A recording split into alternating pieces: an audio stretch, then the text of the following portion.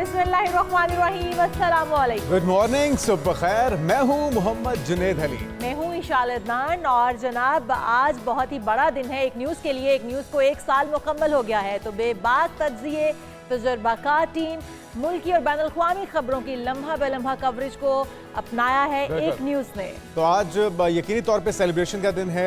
1 साल का ये सफ़र था अपने नाज़रीन के साथ बहुत ही यादगार रहा है। बर वक्त और सच्ची खबर देना एक न्यूज़ ने अपना खासा रखा और एक न्यूज़ ने अपने नाज़रीन को सब कुछ दिखाया जो वो देखना चाहते थे। तो सबसे पहले इस 1 साल के सफ़र पर एक रिपोर्ट देखते हैं, फिर इस पर बात करते हैं।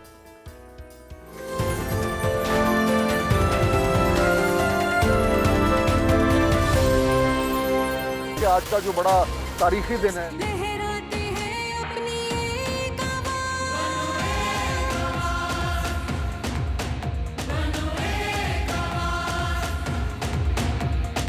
खैबर से कराची तक, कश्मीर से गिलगित तक, गवादर से खंजराब तक मुस्तनद सहाफत, बावसूख जराए मुल्क के चप्पे चप्पे की खबर सिर्फ एक न्यूज़ पर। हम सब की आवाज एक न्यूज़ की कामयाबी का मुकम्मल हुआ 1 साल। वेलकम टू एक न्यूज़। मुल्की और बैनुल-अक़वामी खबरों की लम्हा बलम्हा कवरेज, दुनिया भर में रिपोर्टिंग का जाल, बेबाक तज्ज़िये, बदलते आलमी मंजरनामे, सियासत में क्या हुआ। जो मुस्लिम कम्युनिटी है यूएस के अंदर, not even in DC, across वो इस बार इलेक्शंस को बहुत कीनली ऑब्जर्व कर रहे हो। खेलों के मैदान पर भी रखी नजर। फिटनेस की क्या सूरत हाल है? K2 के बाद फिर कोई नेक्स्ट प्लान अभी से सोच के रखा हुआ है कि अभी सिर्फ K2 ज़हन में? हमारी टीम आ रही है मिस्टर सेबेस्टियन अल्वारो तकरीबन 1 ईयर तक, ताकि आप स्टेमिना बनाए, K2 के लिए खुद को प्रिपेयर करें। This is Zunaira Azhar reporting for एक न्यूज़ from Skardu। 2024 के इंतखाबी नेताज से हुकूमत साजी तक हर खबर एक न्यूज़ ने पहुंचाई अपने नाजरीन तक। मुल्क भर में आम इंतखाबात, पोलिंग का अमल शुरू। ऑफिसर्स हैं वो खड़े में हैं। NA 119 मोबाइल फोन सर्विस मुअत्तल कर दी गई। खाने वाले बहावलपुर में, लाहौर के हल्का NA 126 में। एक न्यूज़ अपने पहले बड़े इम्तिहान में सुर्खुर, आम इंतखाबात की non stop coverage. Exclusive breaking news, जदीद studio, virtual walls, SMTs, digital studio से भी रखा आवाम को बाखबर।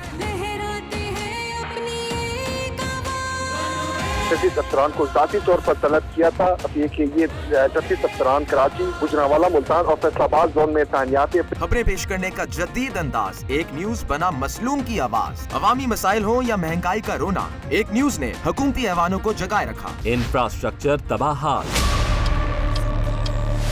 पीने का पानी भी नायाब, फिल्टर प्लांट्स भी मुसलसल खराब। सियासी जलसे हों या अवामी एहतजाज, शहर कायद में बेहंगम ट्रैफिक का अहवाल या मौसम की सूरत हाल। सबसे पहले आपको बताएं मौसमियाती तब्दीली के वार।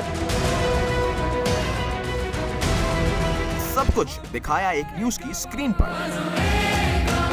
तो जनाब, ये सफ़र यूं ही जारी और सारी रहेगा एक न्यूज़ के साथ, और इसी तरह से आपको मुस्तनद खबरें पहुंचाते रहेंगे, पल पल से आपको बाखबर रखेंगे।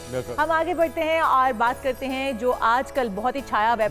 आजकल तो मेरे ख्याल में अब 1 बिलियन का जो संगे मील था वो इसने अबूर किया है, लेकिन काफ़ी अरसे से इसने राज किया है म्यूज़िक इंडस्ट्री पे, ख़ासतौर पे पूरी दुनिया में मुख्तलिफ ज़ुबानों में इसके रीमेक्स बने हैं। पसूड़ी जनाब, हम बात कर रहे हैं अली सेठी का गाया हुआ ये गाना, जो कि YouTube म्यूजिक पर अब 1 बिलियन प्ले को हिट करने वाला पहला कोक स्टूडियो गाना बन गया है। तो एक बड़ा संग मील इसने अबूर किया। हमारी तरफ से ढेरों मुबारकबाद इनकी पूरी टीम को जो एफर्ट इन्होंने की, और एक ज़बरदस्त ये शाकार तैयार किया गया। बिल्कुल जी, ये पाकिस्तानी गाना है पसूड़ी, जो कि YouTube म्यूजिक पर 1 बिलियन प्ले को हिट करने वाला पहला कोक स्टूडियो बन चुका है। ट्रैक है जिसने अब 1 बिलियन का जो प्ले बटन था वो हिट किया है YouTube पर। इसी तरह से कामयाबियां समेटते बहुत ही पसूड़ी में लगता है ये गाना भी। और लेकिन ज़बरदस्त इसके रीमेक्स भी बने हैं मुख्तलिफ ज़ुबानों में।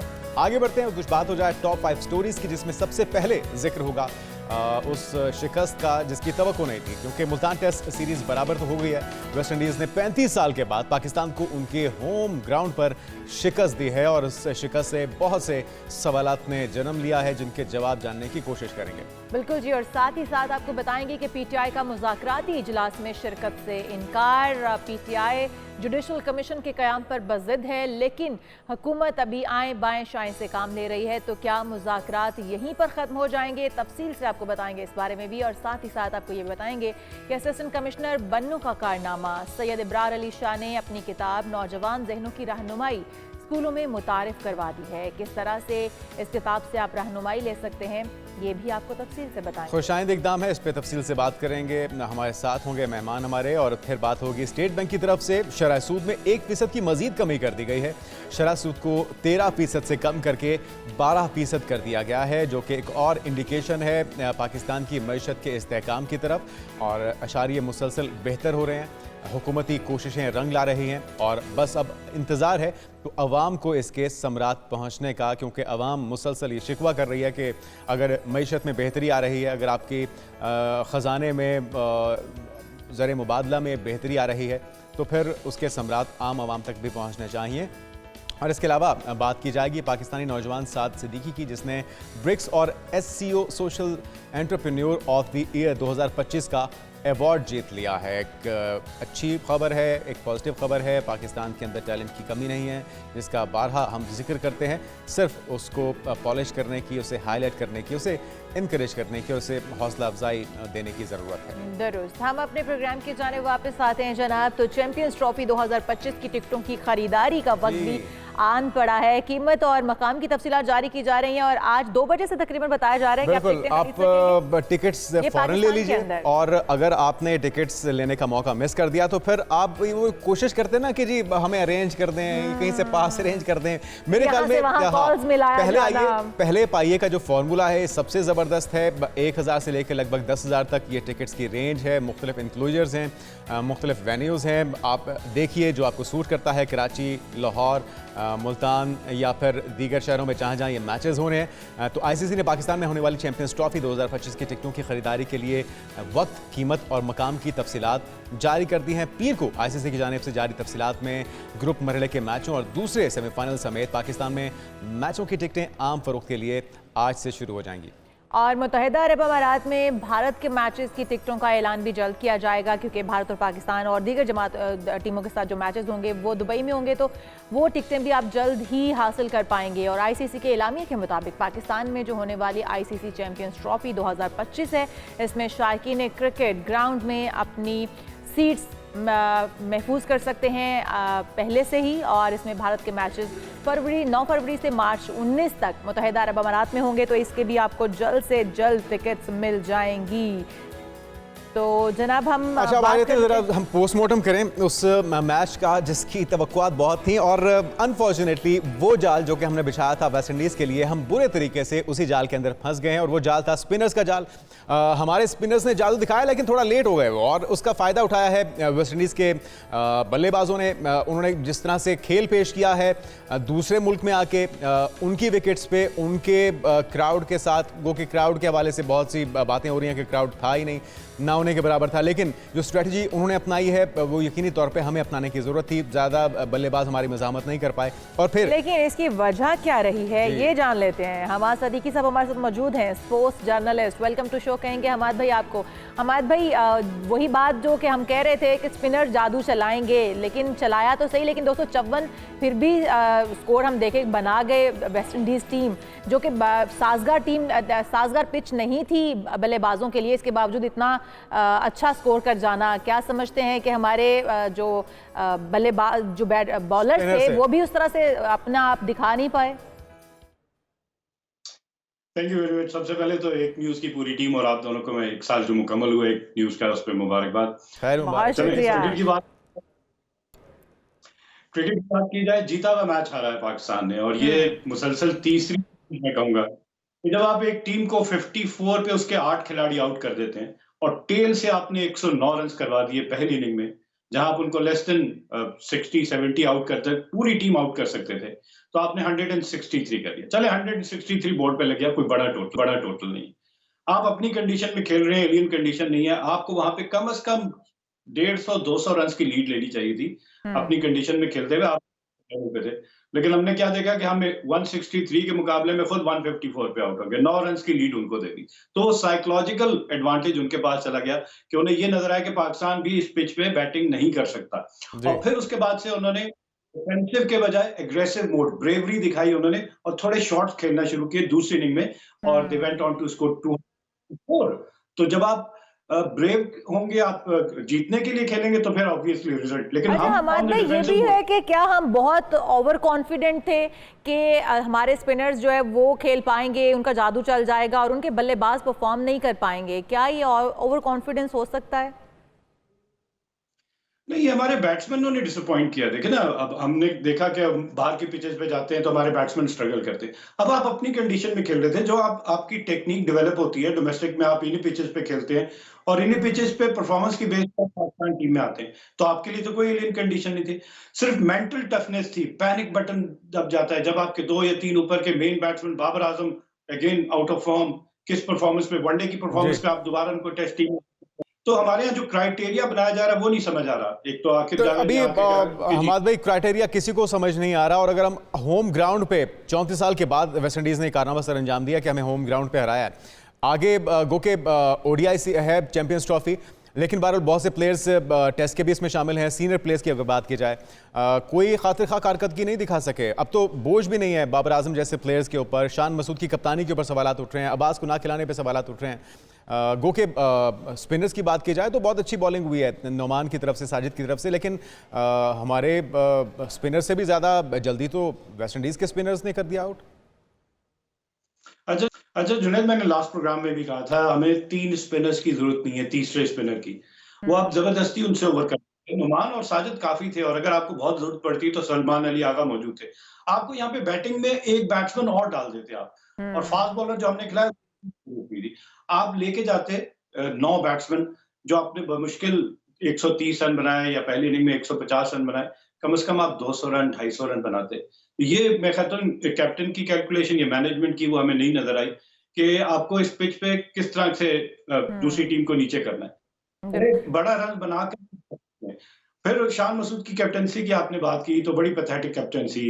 9 मैचेस पाकिस्तान खेले और उसमें अवे सीरीज तो हम सारी मैच हार गए, लेकिन पाकिस्तान के अंदर जो 7 मैचेस खेले गए, 7 में से 4 मैचेस हमारे। अब आप अपनी कंडीशन में 7 मैचेस हारेंगे, लेकिन तो साथियों के सवालों पर गुस्सा कर जाते हैं शान मसूद जब उनकी कप्तानी पे सवाल उठता है। तो बिल्कुल गुस्सा उनका, मैं कहूंगा कि जवाब नहीं है, उन्हें डिलीवर करना पड़ेगा। आप बांग्लादेश के खिलाफ 26 कर दिया आपने बांग्लादेश के, और फिर आप पाकिस्तान में 6 विकेटों से हार जाते हैं। साउथ अफ्रीका में आप 99 पे 8 आउट कर देते हैं, 150, आखिरी 2 विकेटों पे आप मजीद 50 रन कर देते हैं। तो कैप्टनसी हमारे अगर खिलाड़ी इसी तरह से खेलते रहेंगे, बाबर आजम की बात कर लेते हैं, एक बड़ा नाम और रैंकिंग में अगर हम देखें तो हमेशा वो टॉप पर रहते हैं, नंबर 1 रहते हैं, लेकिन जब परफॉर्मेंस की बात आती है तो परफॉर्मेंस उनकी कहीं पर नजर ही नहीं आती है। मतलब बाबर आजम को अगर हम रेट करें तो हम सारे खिलाड़ियों, जो नए खिलाड़ियों से ज्यादा अच्छा शायद परफॉर्म कर रहे हैं। तो अगर यही हालात रहे तो फिर तो चैंपियंस ट्रॉफी का मजा भी किरकिरा होता हुआ नजर आ रहा है। क्या परफॉर्म कर पाएंगे ये तब?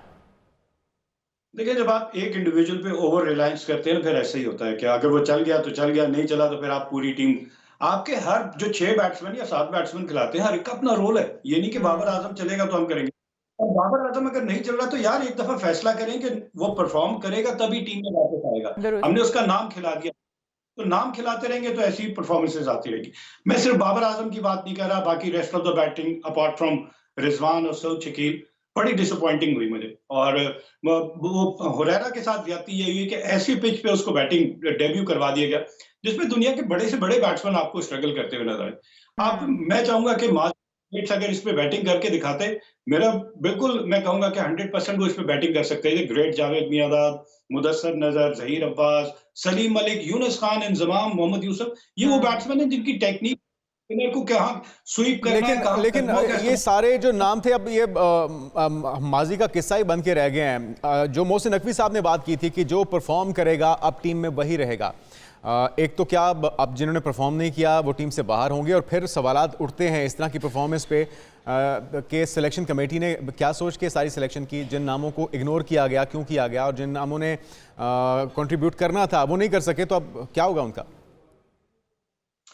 जुनैद, इसके 3 जवाब हैं। एक तो मोहसिन नकवी साहब ये पहले 3 दफा स्टेटमेंट दे चुके हैं, जो परफॉर्म करेगा वही खेलेगा, तो वो तो हमें नजर नहीं आया 3 सीरीज में। और जो मैंने इतने सारे नाम दिए ना, उनकी सर्विसेज से अब आप फायदा उठा लें। रिटायर हो गए, उनके पास वो एक्सपीरियंस है, वो तजर्बा है कि इन पिचेस पे कैसे बैटिंग की जाती है, उनके एक्सपीरियंसेस का फायदा उठा लें।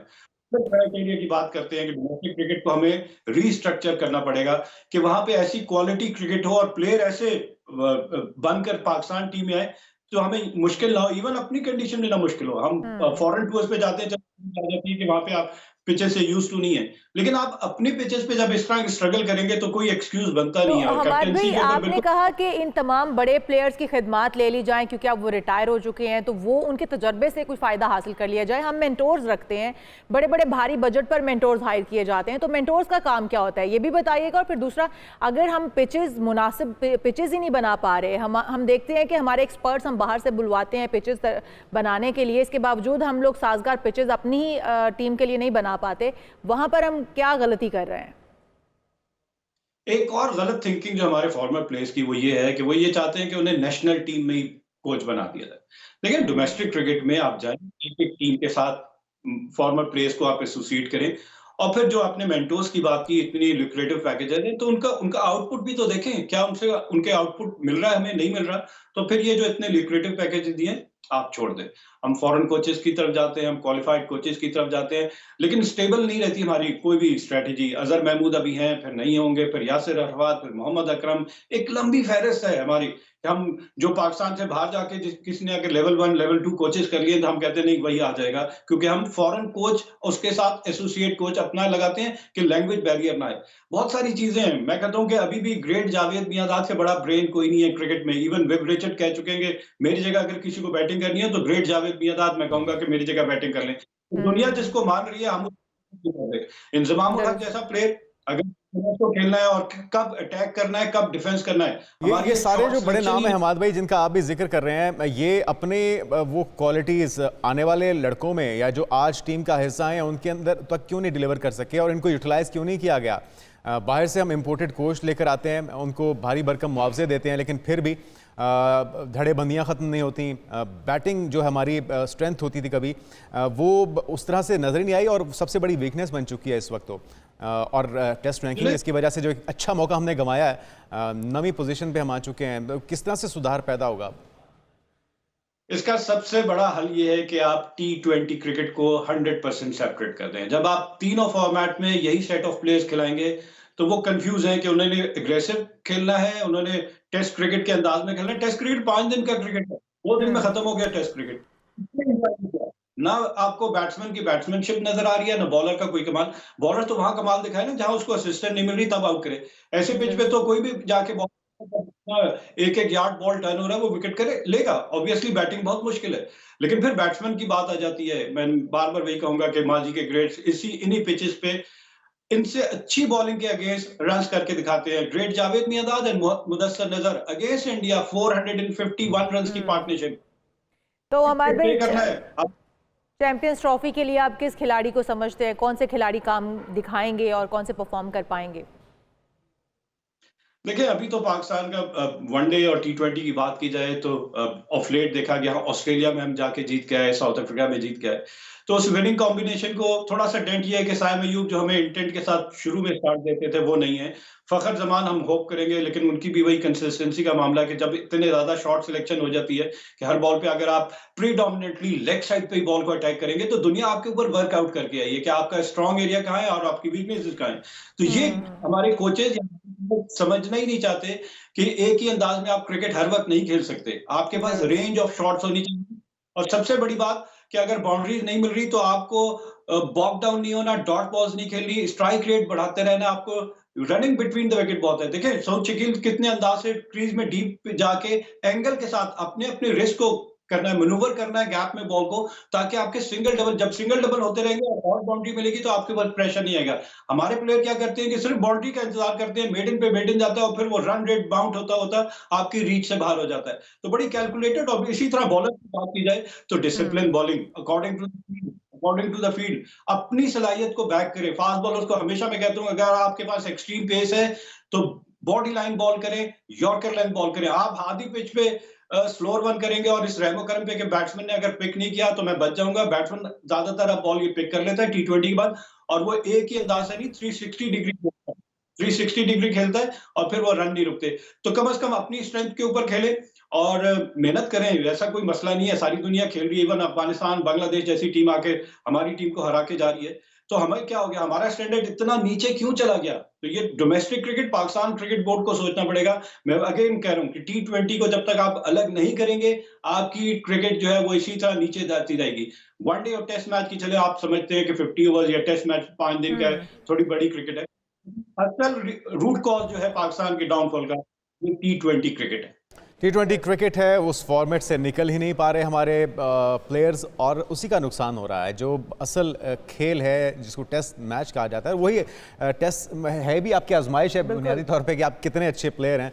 उसमें हम मुकम्मल नाकामी का शिकार हैं और एक बेहतरीन मौका था ना सिर्फ ये टेस्ट सीरीज़ जीतने का, बल्कि अपनी रैंकिंग बेहतर करने का। ये दोनों मौके गंवाए हैं पाकिस्तान ने और इसका भरपूर फ़ायदा उठाया है वेस्ट इंडीज़ की टीम ने। बहुत शुक्रिया हवास सदीकी साहब, हमारे साथ मौजूद थे। और जिस तरह से अब हमें थे कि हम ऑलराउंडर प्लेयर्स बना ही नहीं पा रहे, बल्कि हम तो अच्छे बल्लेबाज भी नहीं अभी तक बना पा रहे हैं, और इसीलिए हम हर बार देखते हैं कि हर दूसरी टीम से हम लोग मुश्किलात का शिकार हो जाते हैं। आगे बढ़ते हैं, इस पर बहुत काम करना पड़ेगा। आगे बढ़ते हैं और बात कर लेते हैं मारूफ शायर नात ख्वां मुजफ्फर वारसी की। आज 14वीं बरसी मनाई जा रही है और उर्दू के मुमताज़ शायर तो वो हैं ही, नात ख्वां भी हैं।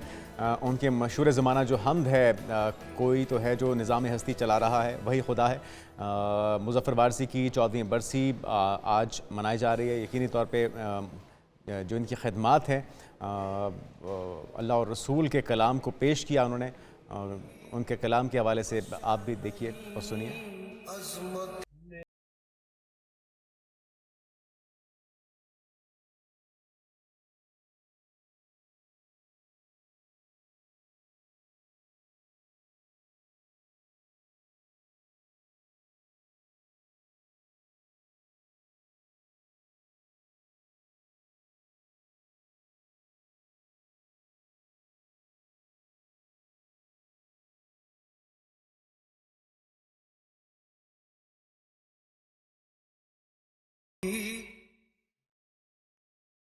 और इनके खिदमात के एतराफ़ में इन्हें सदारती तमग़ा हुस्न कारकर्दगी भी नवाजा गया है। बहुत ही बड़े शायर थे, नात ख्वां भी थे। इनको हम आज इनकी बरसी मनाई जा रही है, ट्रिब्यूट पेश करने के लिए जो कलाम है वो पेश किया गया। यहाँ पर हम एक ब्रेक शामिल करते हैं और उसके बाद फिर बात करेंगे कि इस वक्त मुल्क में सियासी मैच कैसा चल रहा है, उसमें कितनी पेशरफ्त हुई है, क्या होने वाला है। लेकिन एक ब्रेक के बाद स्टे विद अस।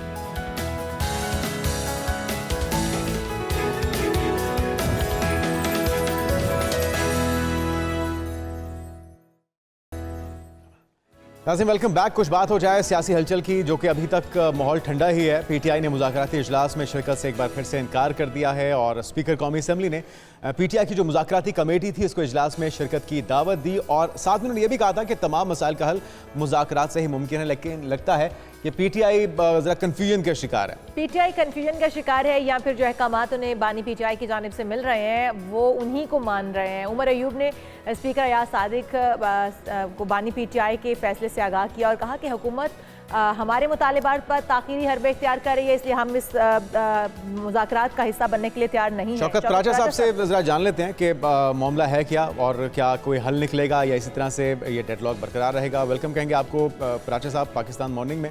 क्या कोई कन्फ्यूजन दिखाई दे रही है? एक तरफ कहती है मुज़ाकरात नहीं करने और हुकूमत ये शिकवा करती है कि जिनको आने की भी जल्दी है, जाने की भी जल्दी है। फिर कहीं ये भी लगता है कि PTI चाहती है कि हमें थोड़ा सा दिल से मना लें, थोड़ा सा जोर लगा लें तो शायद वो मान भी जाएं। असल मामला है क्या? क्या ये सिर्फ दिखाने के लिए या वाकई में ये एक जो इख्तिलाफ राय पाया जाता है PTI का, जिस पर बात भी हो रही है, असल मसला वो है? असल मसला खान साहब की अपनी सोच है। खान साहब को उनके लोग मनाते हैं, जाकर कहते हैं कि बातचीत शुरू की जाए, लेकिन खान साहब जिस तरह से उन्होंने सियासत की है वो बेशक 2018 की हुकूमत से पहले की थी, एग्रेसिव सियासत। फिर हुकूमत के रह के भी जब वो वजीर आज़म थे उनकी तकरीरों से लगता था कोई अपोजिशन के लीडर तकरीर कर रहे हैं, और उसके बाद भी जब से 10 अप्रैल 2022 को हुकूमत गई तो खान साहब एग्रेसिव खेलते हैं, एग्रेसिव पॉलिटिक्स करते हैं। ये सारा मसला उनके अंदर की उस एग्रेशन का है। मसलन जो लोग मिल के आते हैं वो बाहर आकर कह रहे होते हैं जी खान साहब का, मैंने यकीन माने एक कमेंट पढ़ा तो उन्होंने कहा कि खान साहब में उसी तरह का गुस्सा है जो पहले था।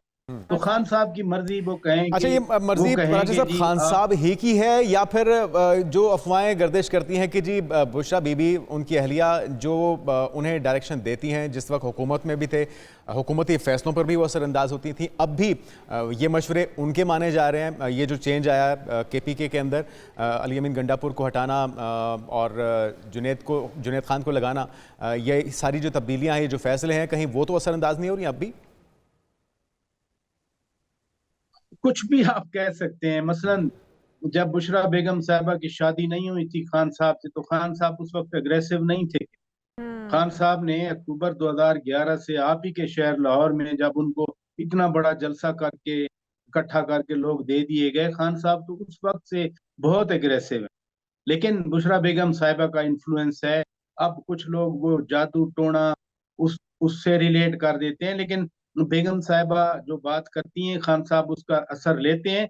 बहरहाल ये जो जुनैद अकबर खान वाली बात है, मेरे लिए इसका एक और एंगल है, वो ये है कि खान साहब अब दीगर जो सियासी जमातें हैं जो हुकूमत से बाहर हैं उनको इकट्ठा करना चाह रहे हैं, एक बड़े प्लेटफॉर्म पे लाना चाह रहे हैं। अच्छा, और जेयूआई को मनाने का साथ लेने में सबसे बड़ी रुकावट जो अली अमीन खान गंडापुर हैं, क्योंकि NA44 हो, NA45 हो, मौलाना साहब और अली अमीन गंडापुर एक ही है। राजा साहब, ये भी तो कहा जा रहा था, अली अमीन गंडापुर साहब भी जब लीड कर रहे थे तो कहा जा रहा था कि अली अमीन गंडापुर साहब किसी और की बताई हुई रास्ते पर चल रहे हैं या उनकी गाइडलाइन पर चल रहे हैं, वो खान साहब को निकलवाने के लिए संजीदा नहीं है। और फिर जो अंदर की तोड़फोड़ है वो भी हम देखते हैं कि काफ़ी इंतशार का शिकार है PTI अपने अंदरूनी इख्तलाफात की वजह से। लेकिन जो बात आप कर रहे हैं कि जो उनकी तरफ से कॉमेंट्स दिए जा रहे हैं, जो मुलाकात करके आते हैं बानी PTI के साथ, वो आके जब बताते हैं कि बानी PTI अभी भी एग्रेसिवनेस में उसी तरह से हम उन्हें देखते हैं, वो अभी भी उतने ही एग्रेसिव है। क्या जो तरीकाकार जो वतीरा खान साहब का है वो दुरुस्त भी है सियासत के लिए? इस तरह से वो बाहर आ पाएंगे और इस तरह से वो मुज़ाकरात या अपने आप को, या जिस तरह से वो एक बड़ी सियासी जमात के तौर पर जाने जाते हैं, वो प्रैक्टिकली वो कर पाएंगे? चाहिए तो ये बहुत अच्छा सवाल है आपका। चाहिए तो ये कि सारी लीडरशिप मिलकर वो जो सियासी टकराव और तनाव है या सियासी दर्जा हरारत है उसको नीचे लाएं, सियासत को नॉर्मल करें। लेकिन खान साहब की ये सियासत नहीं है। उनके तो सपोर्टर भी कहते हैं कि जिस दिन खान साहब ने माइल्ड रवैया अख्तियार किया, माइल्ड ना कहें मॉडरेट, उन्होंने पॉलिटिक्स शुरू की तो खान साहब की पॉलिटिक्स ही खत्म हो जाएगी। खान साहब की पॉलिटिकल सर्वाइवल इसी एग्रेशन में है। वो आप अपोजिशन में रह कर सकते हैं, लेकिन जब आपके पास हुकूमत आती है, जब आप मुल्क को किसी डायरेक्शन में लेके जाते हैं या जाना चाह रहे हैं, तो उसमें फिर ये नहीं चलती कि आप स्टेज पे खड़े होकर। लेकिन राजा साहब, ये बात खान साहब हुकूमत में रहते हुए भी क्यों नहीं समझ पा रहे कि अवामी मकबूलियत तो वो हासिल कर लेते हैं, मकबूल नारे लगा के या मकबूल बयानियाँ आवाम के सामने रख के, लेकिन वो हल्के जिनकी आशीर्वाद के बगैर कोई भी हुकूमत बनती नहीं है, उनको तो वो नाराज़ किए हुए हैं इसी सख्तगीर बयानिए के बायस। और जब तक उन्हें वो राज़ी नहीं करेंगे तब तक वो दोबारा से पावर में नहीं आ सकते। ये बात उनसे बेहतर कौन समझ सकता है 3.5-4 साल हुकूमत करने के बाद? पता नहीं अब मुझे ये बात करना चाहिए या नहीं। खान साहब की जब हुकूमत थी, जो जिन फोर्सेस की आप बात कर रहे हैं, उनको मायूसी ही इसी बुनियाद पर हुई कि ये खान साहब मुल्क को नहीं चला सकते, ये गवर्नेंस के मेटल नहीं है, ये रेजिस्टेंस या अपोजिशन की पार्टी है। क्योंकि 25 जुलाई 2018 को इलेक्शन हुए थे, 25 जुलाई के बाद हुकूमत बनी थी खान साहब की अगस्त में। लेकिन ये मैं बिल्कुल ऑथेंटिक बात आपसे कर रहा हूँ कि नवंबर था 2018 का, जनरल बाजवा और जनरल फैज ने बुलाया था उस वक्त के मुस्लिम लीगी रहनुमाओं को, जिसमें शायद खाकान अब्बासी के साथ 2-3 और लोग भी गए थे। और फौज के सरबराह ने ये बाकायदा कंसर्न का इजहार किया था कि इकानमी जो है उस पे ये हुकूमत अभी किसी डायरेक्शन में नहीं चल रही। यानी जो परफॉर्मेंस थी, जो हुकूमती कारकर्दगी थी, महज उसी वजह से, उस पुअर परफॉर्मेंस की वजह से, नाकाम हिकमत लेकिन अमली की पराजा वजह साहब से अगर हम ही देखें पीटीआई का, तो पीटीआई के लोग ये दावा करते हैं, वो कहते हैं कि जी जो हमारा दौर था उस वक्त मईशत बेहतरी की तरफ जा रही थी, उस वक्त ही जो पाकिस्तान है वो एक बार फिर से खड़ा होने की पोजीशन में आ गया था। लेकिन ये तो सियासी जमातों की आपस में खींचातानी चलती रहेगी। अभी के मुज़ाकरात को अगर हम लेके बात कर लें तो मुज़ाकरात क्या होते हुए नज़र भी आ रहे हैं, और क्या मुज़ाकरात इस वक्त हुकूमत जो है वो आपको लग रहा है कि लचक दिखाएगी या फिर पीटीआई को अपनी तरफ से लचक दिखानी पड़ेगी? क्या नज़र आ रहा है आपको? क्योंकि आज तो अगर शिरकत ना हुई तो ये कहा जा रहा है कि डिसॉल्व कर दिया जाएगा इस कमेटी को ही।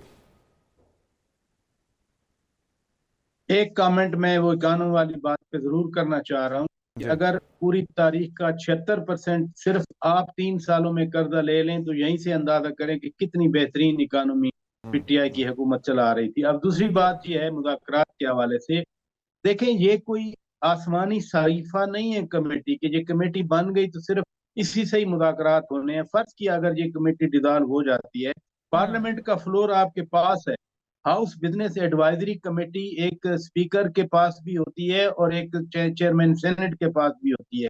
वहां पर भी ये सियासी रहनुमा मिल के बैठते हैं। जब भी कोई नया सेशन पार्लियामान का शुरू होना होता है, मसलन असेंबली का सेशन अगर समन किया गया है जो शुरू होना है, तो उससे पहले हाउस बिजनेस एडवाइजरी कमेटी का इजलास हुआ करता है। हुकूमत और अपोजिशन के पास बहुत फोरम है, बहुत अच्छा, लेकिन कुछ देने के लिए है हुकूमत के पास। दो बुनियादी मुतालबे हैं प्राचा साहब, एक तो जुडिशल कमीशन बनाना, दूसरा सियासी कैदियों को रिहाई का मामला।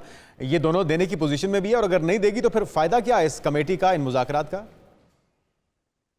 इसमें कोई शक नहीं है कि अपोजिशन कुछ नहीं दिया करती, हुकूमत को ही देना पड़ता है जी। और अब प्रॉब्लम ये है कि मसलन आप 9 मई पे एक पैरेलल जुडिशल कमीशन बना दें, तो क्या अपने हाथ से ही आप उस प्रोसेस को, जो मिलिट्री कोर्ट ट्रायल हुआ है, उसको आप खत्म करना चाह रहे हैं, या उस पे अदम एतमाद करना चाह रहे हैं, या उसको नलीफाई करना चाह रहे हैं? हाउ कम के 2 पैरेलल मैकेनिज्म इंसाफ के एक ही वक्त में एक ही केस में चलते रहें? ये मुतालबा बताते खुद बड़ा अजीब सा है, और हुकूमत सही कह रही है। राजा साहब, क्या आपको लगता है कि जो इख्तिलाफात पीटीआई के अंदर मौजूद हैं, पीटीआई के जो लोग बाहर बैठे हुए हैं, वो बानी पीटीआई को निकलवाने के लिए सीरियस भी हैं?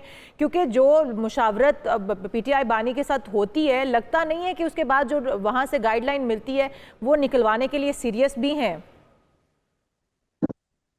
अब खैर किसी की नीयत के बारे में मैं तो कोई बात नहीं कर सकता, हर कोई स्ट्रगल कर रहा है। मैं वैसे ये थीसिस है मैं इसको ओन नहीं करता, क्योंकि हर कोई स्ट्रगल कर रहा है। वो चाहे खैबर पख्तूनख्वा में जाके कोई छुप के बैठा हो, या फिर वो इस्लामाबाद में फिर रहा हो, हर एक जो पीटीआई का रहनुमा है इस वक्त कहीं ना कहीं तो स्ट्रगल कर रहा है।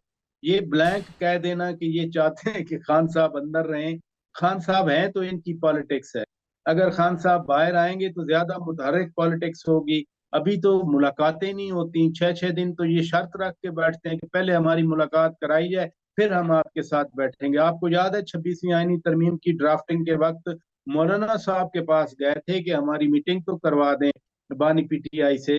फिर बिलावल भुट्टो जरदारी मौलाना साहब से मिले थे, तो बिलावल भुट्टो जरदारी ने वो मुलाकात मैनेज करवाई थी कि चले फीडबैक लेके आ जाएं।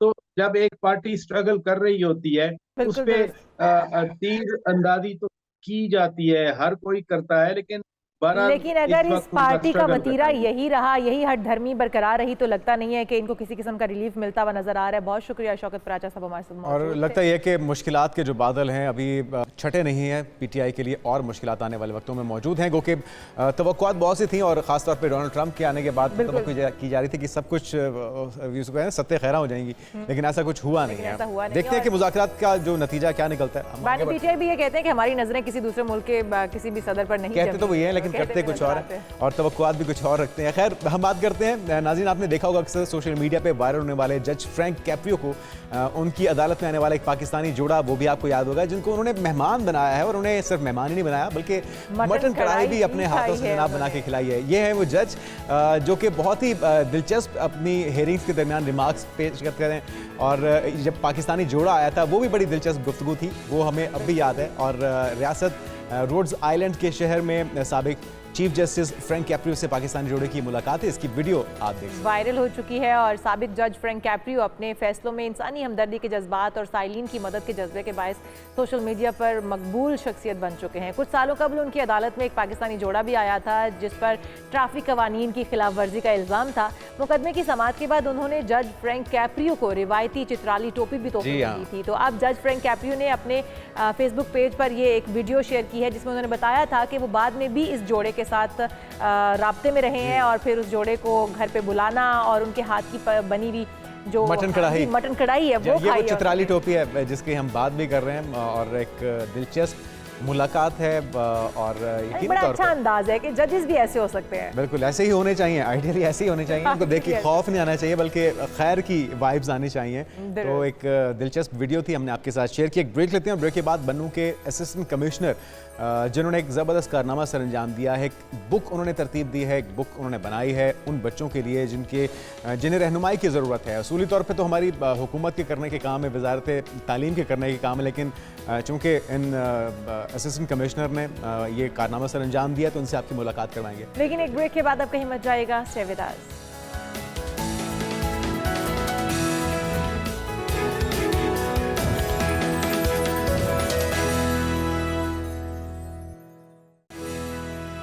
प्रोग्राम में एक बार फिर से आपको खुशामदीद कहेंगे और जिस तरह ब्रेक पर जाने से पहले जुनैद ने आपको बताया था कि ज़िला इंतज़ामिया बन्नू ने पहली बार नौजवान जहनों की रहनुमाई के उन्वान से एक मुनफरिद किताब तैयार की है। तो इसके जो लिखने वाले जो राइटर हैं जिन्होंने इस बुक को शाया किया और बनाया वो हैं सैयद इब्रार अली शाह, असिस्टेंट कमिश्नर हैं ये बन्नू से और हमारे साथ इस्लामाबाद स्टूडियो में मौजूद हैं। बिल्कुल, और सबसे पहले तो इन्हें मुबारकबाद देना बनता है। इब्रार भाई, जो आपने काम किया यकीनी तौर पर काबिल सताइश है और अगर ये रिवायत चल पड़े जो आपने जिसका आगाज़ किया पूरे पाकिस्तान में, तो मेरे ख्याल में बहुत से हमारे मसले जो कि हमारा मुस्तकबिल है, हमारे बच्चे उनके नशोनुमा में बेहतरी पैदा हो सके। तो किन किन पहलुओं को आपने उजागर किया, ये बताने से पहले ये भी बताइएगा कि आइडिया कैसे आया, ख्याल कैसे आया?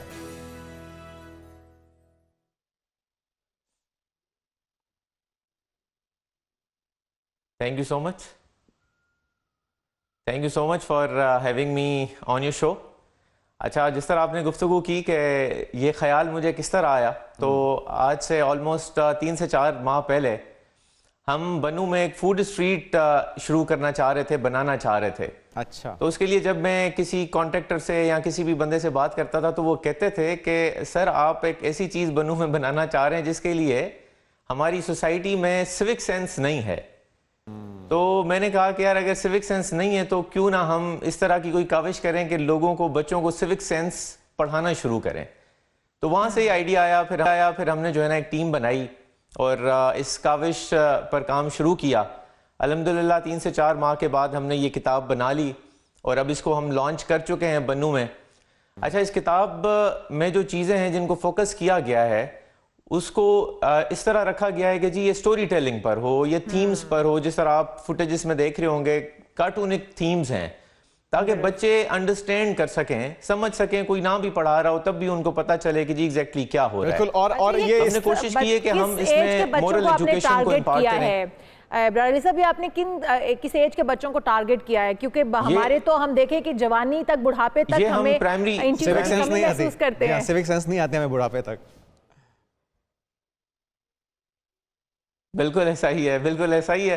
अच्छा, हमने टारगेट किया है प्राइमरी एजुकेशन सिस्टम को, प्राइमरी स्कूल के जो बच्चे हैं, क्योंकि देखिए हमने कोशिश करनी है सिखाना पढ़ाना है अपनी यूथ को, कमिंग जनरेशन को, जो आने वाली नस्ल है उसको सिखाना है। अब सिविक सेंस हम जो है ना बुढ़ापे में बूढ़े लोगों को नहीं सिखा सकते।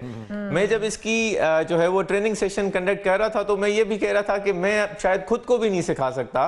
हमने आम तौर पर देखा है कि जी हम गाड़ी में ड्राइव कर रहे होते हैं, रास्ते पर लोग आराम से रैपर्स गाड़ी से बाहर फेंक रहे होते हैं। आप उन लोगों को अब नहीं सिखा सकते, पढ़ा सकते जिनकी उम्र गुजर चुकी है।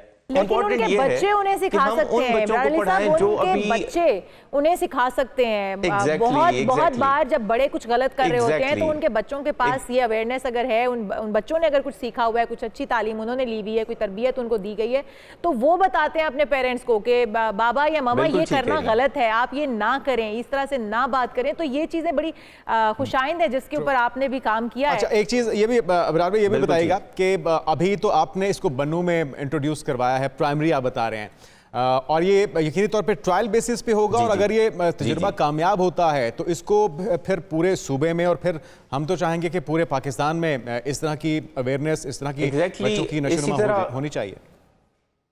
इसी तरह का प्लान है। इंशाल्लाह इसको काफ़ी अच्छा जो है वो सराहा जा रहा है किताब को। अभी प्रोविंशियल गवर्नमेंट ने भी इसको काफ़ी ज़्यादा अप्रिशिएट किया है। हम पायलट प्रोजेक्ट के तहत 100 स्कूल्स में, बन्नू में 50 फीमेल एंड 50 मेल उसमें लॉन्च कर चुके हैं। आपके साथ मैंने कुछ वीडियो शेयर की थी, अगर आप लोगों को दिखा सके। बच्चे अभी इसको जो है ना वो प्रैक्टिकली एग्जीक्यूट कर रहे हैं किताब को, और वो बहुत अच्छा इंटरेस्ट लेके पढ़ रहे हैं और सीख रहे हैं। तो प्रोविंशियल गवर्नमेंट ने बहुत ज़्यादा अप्रिशिएट किया है। इंशाल्लाह विद इन फ्यू डेज हम इसको जो है ना वो लॉन्च करेंगे, कोशिश कर रहे हैं कि हम करिकुलम का पार्ट बनाएं ताकि पूरे प्राइमरी एजुकेशन सिस्टम में हम इसको इंक्लूड करा सकें। जी इंशाल्लाह। आपने बताया कि प्राइमरी के बच्चों को इसके अंदर आप टारगेट कर रहे हैं, क्योंकि ये मैं जिस तरह से बात कर रही थी अभी कि हम बड़े होकर भी शायद वो उस तरह के सिविलाइज्ड मुआशरा तरतीब नहीं दे पाते हैं, क्योंकि हम ही बड़े होके वो तमाम हरकत कर रहे होते हैं, वो तमाम जो कारनामे हम सरअंजाम दे रहे होते हैं, जिसकी वजह से जो सोसाइटी है वो ख़राब होती है। तो हम मेरे ख्याल में स्कूल कॉलेज से ऊपर के बच्चों को भी हमें इसको इंट्रोड्यूस उनसे करवाना चाहिए और उनको भी इस चीज़ की तालीम और तरबियत देनी चाहिए। बिल्कुल, अल्टीमेटली इंशाल्लाह जब इसको हम प्राइमरी एजुकेशन पर हमारा फोकस प्राइमरी एजुकेशन है, इन लेटर फेजेस इंशाल्लाह हम इसको सेकेंडरी पर और कॉलेज साइड पर भी इंट्रोड्यूस मुतारिफ कराएंगे। मैं सिर्फ एक एग्जांपल आपके साथ शेयर करना चाहता हूँ। हम आम तौर पे जो है वो मगरबी मुआशरों की मिसालें देते हैं। हम जापान की सोसाइटी की मिसाल देते हैं कि जी वहाँ पे मुआशरा कितना सिविलाइज्ड है। अब ये आपको बड़ा शौक लगेगा ये सुन के कि उनको मोरल एजुकेशन अपने एजुकेशन सिस्टम में मुतारिफ कराए हुए 550 साल हो चुके हैं।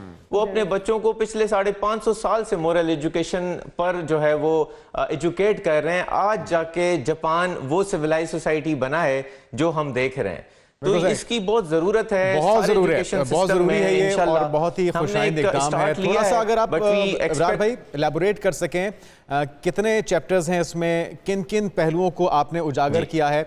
एक तो ओवरऑल आपने बताया कि सिविक सेंस उजागर की जाए बच्चों के अंदर, उनकी नशोनुमा, उनकी जहनी नशोनुमा के लिए किस अंदाज में इसे आपने हाईलाइट किया है ताकि वो इंटरेस्टिंग भी लगे और सारे ज़्यादा से ज़्यादा पहलू भी कवर हों? बिल्कुल एग्जैक्टली इसमें टोटल 20 चैप्टर्स हैं। हमने कोशिश की है कि हम मेजर जो है वो चीज़ें हैं उनको कवर कर सकें।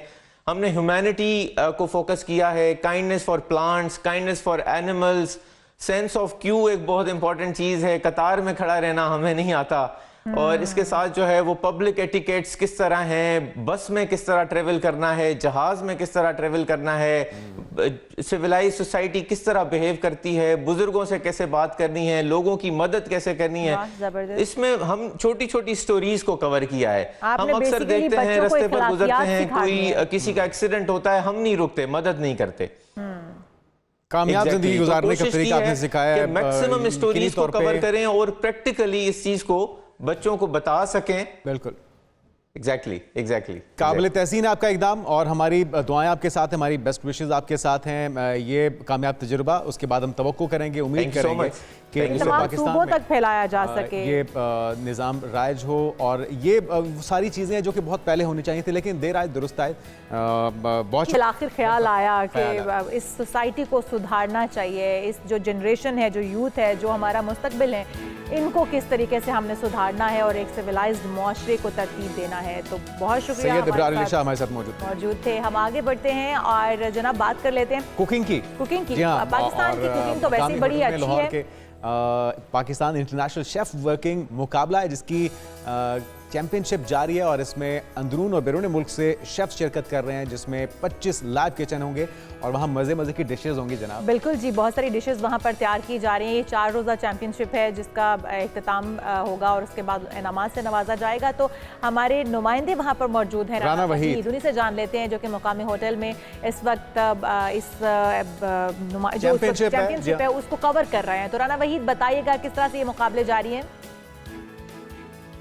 बिल्कुल जो है आज आपको जो है शेफ़ की महारत दिखाएंगे। मैं इस वक्त मौजूद हूँ एक निजी होटल के अंदर और यहाँ पे आज जो है पाकिस्तान इंटरनेशनल जो है शेफ़ कंपटीशन चैम्पियनशिप का इनकाद हो रहा है और यहाँ पे 14 ममालिक के इंटरनेशनल शेफ़ जो हैं वो अपनी महारत दिखाएंगे और मुख्तलिफ डिशेज़ जो हैं वो तैयार की जा रही हैं, जिसमें टेस्टफुल मुख्तलिफ ममालिक के जो टेस्ट हैं उनके हवाले से अगर देखा जाए तो आज यहाँ पे डिशेस बनाई जाएंगी और इस कंपटीशन के अंदर जो है मुख्तलिफ ममालिक के जो लोग हैं वो भी शरीक हैं और पाकिस्तान के मरूफ जो शेफ़ हैं वो भी इसमें हिस्सा ले रहे हैं। उनसे बात भी करते हैं कौन कौन सी डिशेस जो हैं वो बनाई जा रही हैं और किस तरह उसको आज क्या कंपटीशन के बाद कैसे इसको इंतखाब किया जाता है कि सबसे बेस्ट शेफ़ कौन होगा। आइए उनसे बात करवाते हैं। अच्छा लग रहा है, काफ़ी हमें एक्सपीरियंस है और ये हमें भी हो रहा है और देख के भी काफ़ी कुछ सीखने को मिल रहा है यहाँ से कि आप किस तरह टाइम मैनेजमेंट कर सकते हैं और टेस्ट के बारे में काफ़ी इन्फॉर्मेशन हमें मिल रही है यहाँ से। काफ़ी मज़ा आ रहा है, हमें यहाँ पे इंजॉय कर रहे हैं। आप देख रहे हैं कि यहाँ इंटरनेशनल कुलिनरी फेस्टिवल चैम्पियनशिप हो रही है और दुनिया के 12 मुल्कों से जजेस भी आए हुए हैं और बाहर से भी टीमें आई हुई हैं। पूरे पाकिस्तान से तकरीबन इन 4 दिनों में 5000 के करीब प्रोफेशनल शेफ़्स और जो स्टूडेंट्स हैं वो मुकाबले करेंगे। इन बच्चों के लिए बहुत बड़े बड़े इनामात हैं, 50 लाख के कैश प्राइजेज़ हैं इन बच्चों के लिए। मैं ये समझता हूँ कि पाकिस्तान में इस तरह की चैम्पियनशिप्स ज़्यादा होनी चाहिए। पाकिस्तान के अंदर जो टैलेंट को अगर आपने सामने लाना है, अगर पाकिस्तान की फ़ूड और कल्चर को आपने दुनिया में इंट्रोड्यूस करवाना है तो आपको ये चैम्पियनशिप्स करनी पड़ेंगी। आपने देखा है हर किचन के अंदर यहाँ लाइव 25 किचन लगे हुए हैं, ये पाकिस्तान की तारीख में कभी नहीं हुआ, ये पहली दफ़ा हो रहा है और हमेशा हमारे भी 14 किचन पहले हम लगाते रहे, अभी 25 लगे हैं और इसमें सब में बच्चे कम्पीट कर रहे हैं, बॉयज़ और girls from all across Pakistan. इसके अंदर आपको पूरा पाकिस्तान मिलेगा, आपको यहाँ इवन बलोचिस्तान और वज़ीरिस्तान के बच्चे भी यहाँ पे मिलेंगे मुकाबला करते हुए, कराची से भी बच्चे मिलेंगे, पंजाब से भी मिलेंगे, KPGB से भी मिलेंगे। तो ये पूरे पाकिस्तान की रिप्रेजेंटेशन है जहाँ पाकिस्तानी टैलेंट को इंटरनेशनल दुनिया देख रही है और इससे पाकिस्तानियों की इंटरनेशनल एम्प्लॉयमेंट में आसानियाँ पैदा होंगी, इनके लिए अपने काम करने में आसानियाँ पैदा होंगी क्योंकि इन्हें वर्ल्ड शेफ़ सर्टिफाई कर रहा है। वर्ल्ड शेफ़्स के रूल्स के अंडर ये सारा जो है कंपटीशन चल रहे हैं। इससे पाकिस्तान का जो फूड सेक्टर है वो बहुत ग्रो करेगा। पाकिस्तानी इंग्रेडिएंट्स की हम बात करते हैं कि यूज़ पाकिस्तानी प्रोडक्ट्स, आपने कोई इंटरनेशनल प्रोडक्ट यूज़ नहीं करनी, पाकिस्तानी प्रोडक्ट्स यूज़ करनी है। शफीक साहब ने बहुत अच्छा काम किया है, वो ये कि यहाँ स्पेशल लोग भी इसमें शामिल हैं। इसमें गूंगे, बहरे और आँखों से जो बिनाई नहीं है जिनकी, वो लोग भी शामिल हैं। तो मेरा तो ख्याल है कि ये एक इतना बड़ा प्रोजेक्ट और इतनी बड़ी गवर्नमेंट को सपोर्ट और हेल्प है कि हम स्किल दे रहे हैं उन लोगों को जो दुनिया में भी, मुल्क में भी और ख़ुद कमा के बाइज़्ज़त तरीके से ख़ुद भी खा सकते हैं और अपनी फैमिलीज़ की कफ़ालत भी कर सकते हैं। जी बिल्कुल, आपने देखा यहाँ पे बहुत से इंटरनेशनल और नेशनल शेफ़ जो हैं वो अपनी महारत यहाँ पे हमने उनकी देखी कि मुख्तलिफ जो डिशेज़ हैं वो तैयार की जा रही हैं। उन डिशेज़ के अंदर नेशनल और इंटरनेशनल डिशेज़ को मकामी शेफ़ भी तैयार कर रहे हैं और इंटरनेशनल शेफ़ भी जो है वो तैयार कर रहे हैं और ये कंपटीशन का सिलसिला जो है ये 4 रोज़ तक जारी रहेगा और इसमें नबीना अफराद भी जो है इस कंपटीशन में हिस्सा लेंगे और इसके साथ अगर देखा जाए तो यहाँ पे मकामी अफराद की जो है वो आते हैं, देखते हैं कि किस तरह की जो डिशेज़ हैं वो तैयार की जाती हैं। कैमरामैन मुजाहिद भट्टी के साथ राना वहीद, एक न्यूज़, लाहौर। बहुत शुक्रिया राना वहीद, हमें अपडेट कर रहे थे और हमारा तो ये दिल कर रहा था दोनों का कि हमें वहाँ पे अगर जज के तौर पे बिठाया जाए तो हम एक तो उनका मसला भी हल कर देंगे कि बेस्ट शेफ कौन है और साथ में हमारा भी भला हो जाएगा। बिल्कुल, हम भी कुछ खा लेंगे मजे मजे के पकवान जो वहाँ पर पक रहे हैं और ये इस बात में तो कोई शक नहीं कि पाकिस्तान अच्छे शेफ बनाता है। बिल्कुल, इसमें और यहाँ के खाने बहुत लजीज। हम एक ब्रेक लेते हैं, हेडलाइंस का टाइम हो रहा है, एक ब्रेक के बाद। बिल्कुल जी, स्टे विद अस।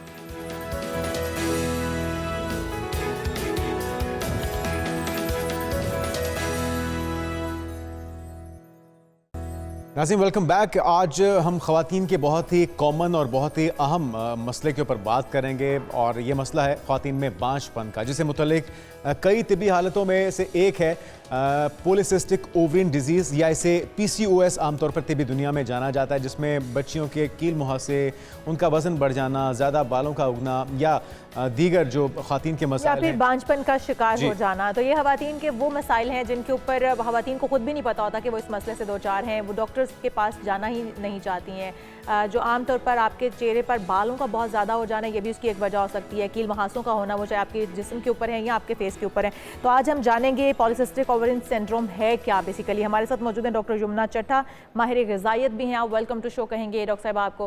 डॉक्टर साहब सबसे पहले तो ये बताइएगा ये पॉलीसिस्टिक ओवरियन डिजीज़ जो ये है क्या, क्योंकि हमारी ख़वातीन इसको समझ ही नहीं पाती हैं। फिर इसकी अलामात पे आ जाएंगे कि अलामात क्या हैं, और फिर छुटकारे पे आएंगे कि किस तरह से हासिल किया जा सकता है। देखिए, पहले तो आपने ना इंट्रोडक्शन में बड़ी अच्छी बात कही कि इसमें एक मसला पता है क्या होता है कि जब बच्चों को पीरियड्स के मसाइल किसी भी तरह के होने शुरू होते हैं ना, तो पहला मसला ये आता है कि उनको पता ही बहुत देर से चलता है। ठीक है, हमारे यहाँ एजुकेशन प्रॉपर प्रोवाइड नहीं की जाती। मेरी मदर से गुजारिश है कि जब बच्चियां 13 साल 12 साल की हों, 14 साल की उम्र में आए, उस वक्त इनको उस टाइम सारी नॉलेज दी जाए कि भाई पीरियड्स क्यों होते हैं, इनका आपकी हेल्थ के लिए क्या बेनिफिट है, और किस तरह के अगर हो तो नॉर्मल है, किस तरह के अगर खराब हो कि किसको नॉर्मल पीरियड कहा जाता है, किसको नहीं नॉर्मल पीरियड कहा जाता है। इसकी इंफॉर्मेशन बच्चों को होना बहुत जरूरी है। बहुत दफा ऐसे होता है, पेरेंट्स भी ऐसे होते हैं कि वो ले भी आएंगे गायनेकोलॉजिस्ट के पास, बच्चे को डॉक्टर के पास भी ले आएंगे, बच्चे को पता ही नहीं होता कि मुझे मसला क्या है और बता भी नहीं पा रहा होता आगे, क्योंकि इसलिए उसकी बेसिक नॉलेज होना बहुत जरूरी है। दूसरा, यहाँ पर इंट्रोडक्शन में एक बात की बांझपन, मैं जरूर एक बात कहना चाहूंगी। आज तो सोशल मीडिया में भी ना इसको पीसीओएस को बांझपन से ना जो है वो मिलाना शुरू कर दिया। पीसीओएस को मतलब बांझपन हर चीज नहीं है।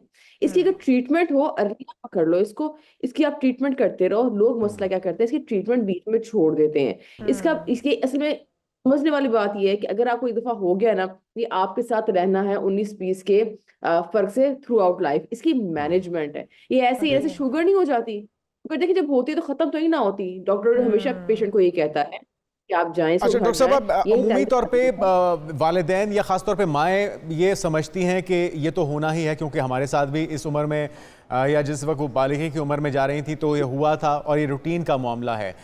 इसे रूटीन से हटके देखना और इसकी असल वजूहात को जानना कितना ज़रूरी है, और फिर क्या दवाइयों के ज़रिए इसमें बेहतरी लाई जा सकती है या रूटीन के ज़रिए, वो क्या क्या इक़दाम हैं जिससे फिर बेहतरी लाई जाए? देखिए, इसको ये वाली बहुत सारी चीजें हमारे यहाँ माशरे में ऐसी होती है कि कभी हो जाए ना, इवन छोटी सी अगर एक्नी की बात है करें, एक्नी बच्ची को हो रही हो ना, तो उसे कहा जाता है कोई छोड़ो, ये तो आपकी ग्रोइंग एज है, ये तो होनी है, बाल ज्यादा गिर रहे हैं, कोई बात नहीं, हो जाता है, खुराक अच्छी करो, दूध पियो, दही खाओ वगैरह वगैरह। हम हर चीज को ना मुंसलिक कर देते हैं, कभी कभार खुराक से, कभी कभार के तो मेरे साथ भी हुआ था। अगर इसको अर्ली पकड़ लिया जाए, बहुत इजीली ट्रीटेबल है। गायनेकोलॉजिकल ट्रीटमेंट की भी अपनी अहमियत है और डाइटिशियन के पास जाने की भी अपनी अहमियत है।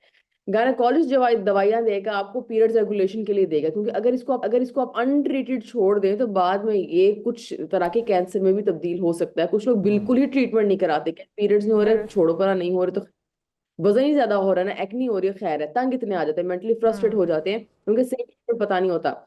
इसने सही सबसे अच्छा मैनेज सब होना है जब दवाइयों के साथ वजन कम करने पर भी फोकस करेंगे। अगर आप वजन कम नहीं कर रहे, राइट सप्लीमेंटेशन नहीं ले रहे, राइट दवाई नहीं ले रहे, या तीनों में से कोई एक काम कर छोड़े, आपका प्रॉपर जो ट्रीटमेंट है वो आपका नहीं हो पाएगा। इसलिए लोग तंग आके फिर इसको छोड़ देते हैं। तो फिर डॉक्टर यमुना किया क्या जाए, क्योंकि कहा जाता है कि पीसीओएस जो है ये एक लाइफस्टाइल है, जिसको आप तब्दील अपने को करें, अपने लाइफस्टाइल में बेहतरी लाएं तो आप ठीक हो सकते हैं। आपने कहा कि एक तो मेडिसिन हैं जो लेने से आप ठीक होते हैं, फिर उसके साथ ही आपको अपने न्यूट्रिशन के पास या डाइटिशियनिस्ट के पास जाना ज़रूरी है। तो क्या ऐसी डाइट्स हैं या फिर लाइफस्टाइल किस तरह से तब्दील किया जाए, क्या किया जाए कि इस मसले से निकला जा सके, अगर निकला नहीं जा सकता ओवरकम किया जा सके इस चीज़ को? देखिए, मैं 3 से 4 आपको आसान सी टिप्स देती हूँ, और मैं सबसे इम्पोर्टेंट ये आती है कि हम ना फिजिकली बहुत इनएक्टिव अवाम है।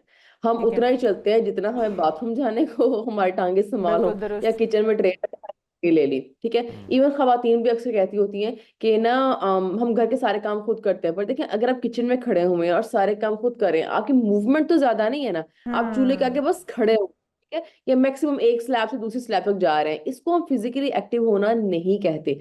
फिजिकल एक्टिविटी का मतलब है कम से कम अगर आपको स्मार्ट वॉच लगाए ना, तो आपके पूरे दिन के गिन के जो स्टेप्स है ना, वो कम से कम 10,000 से ऊपर होने चाहिए।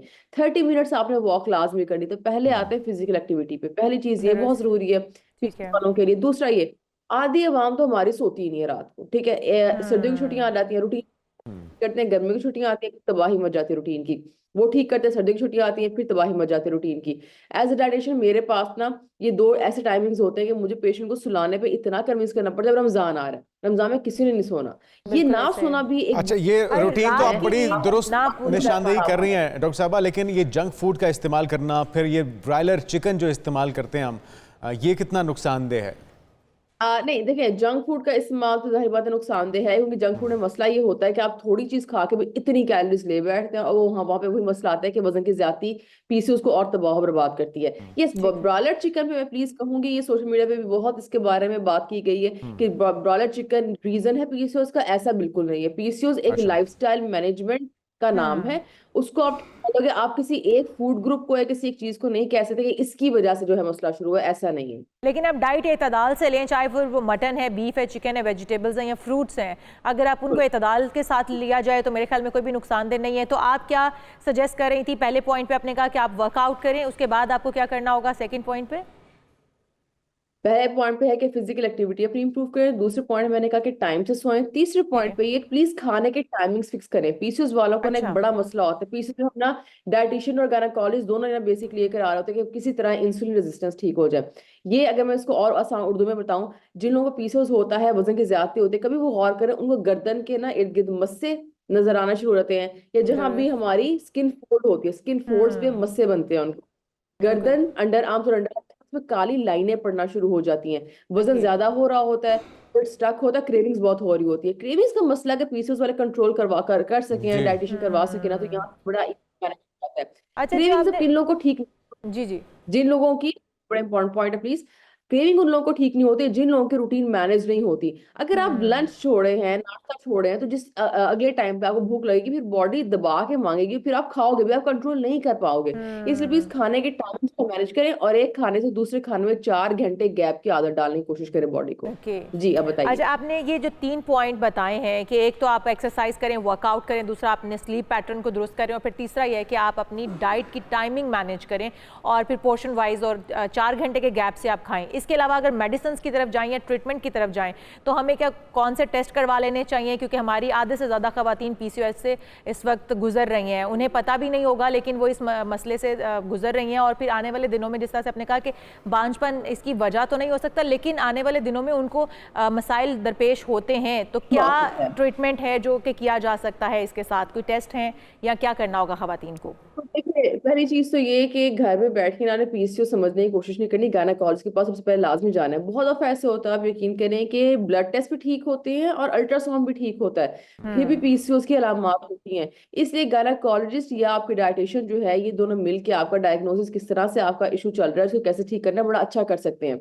इसलिए घर में करने की कोशिश मत करें। पीरियड्स अगर आपको ऊपर नीचे हो रहे हैं, आपको कम होना शुरू हो गए हैं, आपको मिस होना शुरू हो गए हैं, बड़े लंबे होना शुरू हो गए हैं, इनको कहते हैं पीरियड्स में किसी भी तरह की इरेगुलरिटी, एबनॉर्मैलिटी जो पहले नहीं थी और अब होना शुरू हो गई है। जब ऐसा हो, आप ब्लड टेस्ट करवाएं खुद से या अल्ट्रासाउंड करवाने जाएं खुद से, आप गायनेकोलॉजिस्ट के पास चले जाएं, वो आपको सही तरह बताएगा। अच्छा, ये जो 3-4 चीज़ें आपने बताई हैं, जिसमें सोने उठने की रूटीन है, डाइट है और टाइम टेबल, सारा कुछ मैनेज करना है, अगर ये सारी चीज़ें आप ठीक कर लेते हैं, फिर भी आपको विरासत में पीसीओएस का मसला मिला है और आपके वालिदैन में, आपकी वालदा में था, तो उस सूरत में भी रूटीन ठीक करने से ये सारी चीज़ें ओवरकम इस पे किया जा सकता है, या फिर आपको स्पेशल कोई ट्रीटमेंट या मेडिकेशन की जरूरत होगी? नहीं, देखिए, बहुत सारे इसमें ठीक हो जाता है गायनेकोलॉजिस्ट की मदद से ना। इसकी कुछ ट्रीटमेंट्स होती हैं, अगर आप कंसीव नहीं कर पा रहे हो तो इसी कुछ ट्रीटमेंट्स होती हैं, कुछ दवाइयां होती हैं, वो लेते हैं, ओवेरियन हेल्थ बेहतर करते हैं, साथ डाइट वगैरह चल रही होती है, बड़ी चीजें इकट्ठे मिलकर जो है कंसीव करवा सकती हैं, या पीसीओएस आपका बेहतर करवा सकते हैं। क्योंकि बेसिकली खवातीन का मसला ये होता है कि बच्ची जब मेरी शादी होगी, माएँ क्या कहती हैं, जब शादी होगी तब कंसीव करने का मसला होगा, बांझपन या बच्ची कभी बच्चा ही ना पैदा कर पाए, कंसीव ही ना कर पाए, ऐसा नहीं होता। अभी कल ही मैंने अपने इंस्टा पे स्टोरी लगाई थी, मेरी एक पेशेंट ने 14 साल बाद, पहली औलाद 14 साल बाद कंसीव किया, बहुत पुराना पीसीओएस था। तो अगर उनका हो सकता है ना, का भी हो सकता है। बात है, ये किस एज में हो जाता है डॉक्टर यमुना? किस एज से आपको पीसीओएस हो जाता है? किसी भी आपको पहला बच्चा होने के बाद भी हो सकता है, आपको 3-4 बच्चे होने के बाद भी हो सकता है, आपको बिल्कुल, और आपको शादी से पहले भी हो सकता है, शादी से पहले भी हो सकता है, बाद में भी हो सकता है, बच्चे पैदा करने के बाद भी हो सकता है, किसी भी एज में हो सकता है। ठीक हो गया। तो इसका इलाज जो है वो यही है कि आप अपने आप को वर्कआउट और अपनी चीज़ें बेहतर करें, अपना जो रूटीन है, लाइफ स्टाइल है, उसको तब्दील करें, और साथ साथ आप मेडिकेशन भी इसके लिए अपने डॉक्टर की एडवाइस के मुताबिक, जो कि गायनेकोलॉजिस्ट से आपने कहा कि पहले मिलें जाके, और उसके बाद फिर वो जो एडवाइस करें वो आप लें। अगर आपके चेहरे पर बाल आ गए हैं, उससे पहले कील मुहासे शुरू हो चुके हुए हैं जो कि इसी की एक वजह से बने हैं, तो क्या जब आप मेडिकेशन अपनी स्टार्ट करेंगे, आपका स्लीप पैटर्न या आपका रूटीन एक ठीक होनी शुरू हो जाएगी, तो ये खुद ब खुद ठीक होने शुरू हो जाएंगे, या फिर इसकी भी फिर बाद में आपको ट्रीटमेंट लेनी पड़ेगी? जैसे बाल फेस पर बहुत ज़्यादा बढ़ रहे हैं, या बॉडी पर बढ़ रहे हैं, या कील मुहासे आपको हो रहे हैं, वजन बढ़ रहा है, तो ये खुद ब खुद सारी चीज़ें साथ ठीक होती जाएंगी या अलग से ट्रीटमेंट दरकार होगी? देखें, ये हार्मोनल इम्बैलेंस ने चीजें कराई, ये चीजें एक्नी, जरूरत से ज्यादा एक्नी होना है, जरूरत से ज्यादा बाल गिरना है, चीजें बाल आने नॉर्मल नहीं है, ये आपके हार्मोनल इम्बैलेंस ने ही मसला कराया। और जैसे जैसे आप अपनी इंसुलिन रेजिस्टेंस पे काम करोगे, आप अपनी लाइफस्टाइल ठीक करोगे, चीजें ठीक होंगी, वजन कम होगा, ऑटोमेटिकली आगे मसले खुद ही बैठना शुरू हो जाएंगे। बहुत शुक्रिया। डॉक्टर यमुना चट्टा हमारे साथ मौजूद थे, माहिर ग़िज़ाइयत, जो एक पॉलीसिस्टिक ओवरिन डिजीज़ है, इसके हवाले से हम आपको अवेयरनेस दे रहे थे कि किस तरीके से आप इससे छुटकारा हासिल कर सकते हैं। आप अपना स्लीप पैटर्न, अपनी डाइट और साथ ही साथ जो है वो अपनी एक्सरसाइज लाजमी रखें ताकि आप इन चीज़ों से बच सकें। इन अलामात में अगर कुछ भी जाहिर हो तो खुद से तजुर्बा करने के बजाय सबसे पहले स्पेशलिस्ट डॉक्टर से, गायनेकोलॉजिस्ट से रब्ता कीजिए और सही इलाज के ऊपर अमल कीजिए। आगे बढ़ते हैं, बात कर लेते हैं सरगोदा के रसीले और मज़ेदार किन्नुओं की। बिल्कुल जी, सिट्रस फ्रूट हो और सरगोदा की बात ना हो, ये कैसे हो सकता है? तो जो किन्नू, मौसमी, फ्रूटर, तमाम तरह के सिट्रस फ्रूट हैं, इनका दुनिया भर में जाना जाता है सरगोदा। बिल्कुल जी, और सरगोदा से जो अच्छे, खूबसूरत, खुशबूदार और मीठे रसीले, जिसका खूबसूरत भी होते हैं, खूबसूरत भी होते हैं जुनेद, इतने खूबसूरत, ये तो है, लेकिन ज्यादा जो अच्छे वो खूबसूरत होते हैं वो तो सारे बाहर चले जाते हैं। लेकिन चले, हमें जो भी मिलते हैं इस बार वो भी मुतासिर हो रहे हैं बारिशों जिस पे बात कर रहे थे कि वही क्लाइमेट चेंज की वजह से, बारिशें ना होने की वजह से नए वायरस ने हमला किया है और इसकी वजह से पकने से पहले ही गलने सड़ने लग गए हैं, जिसके सबब किन्नू बागात के मालिकान का ये कहना है कि खर्चे भी पूरे नहीं हो रहे और अगले साल इस बाग को ख़त्म करके कोई और फसल काश्त की जाएगी, जो कि बहुत ही बड़ी लम्हे फिक्रिया है हमारे लिए। हुकूमत को इस पर फौरी एक्शन लेने की ज़रूरत है। एक रिपोर्ट तैयार की गई है, पहले वो देखते हैं। सरगोदा में सिट्रस यानी तुरसा व फल के पाकिस्तान में कुल काश्त 3,86,000 एकड़, जबकि सरगोदा में 3,58,000 एकड़ पर बागात की काश्त और इसमें 100 से ज्यादा तुरसा व फल की अक़साम पाई जाती हैं, जिनमें किन्नू, फ्रूटर, मौसमी को नुमाया खसूसियात हासिल हैं, जिनका जायका पूरी दुनिया में पसंद किया जाता है। मगर इस साल सरगोदा किन्नू के बागात बारिशें न होने, स्मॉग और वायरस के सबब फल पकने से पहले ही शदीद मुतासिर हो गया है। किसान किन्नू बागात की वजह से शदीद परेशान दिखाई देता है। किसानों का कहना है कि फल बहुत मुतासिर हुआ, खर्चे भी पूरे नहीं हो रहे, स्प्रे भी किए मगर फल तैयार नहीं हो रहा और फल की तादाद अभी कम है। तो जनाब, ये आपने देखी है ऑरेंजेस के हवाले से एक रिपोर्ट, और लम्हा फिक्रिया है कि जल्द से जल्द अगर गवर्नमेंट को इस तरफ ख्याल ना आया कि इसकी फसल को बचाना है तो फिर आने वाले बड़ी नेमत से महरूम हो जाएंगे। हम यहाँ पर एक ब्रेक शामिल करते हैं, आप कहीं मत जाएगा, बहुत सारे अहम इश्यूज हैं जिनके ऊपर बात होना अभी बाकी है। Stay with us.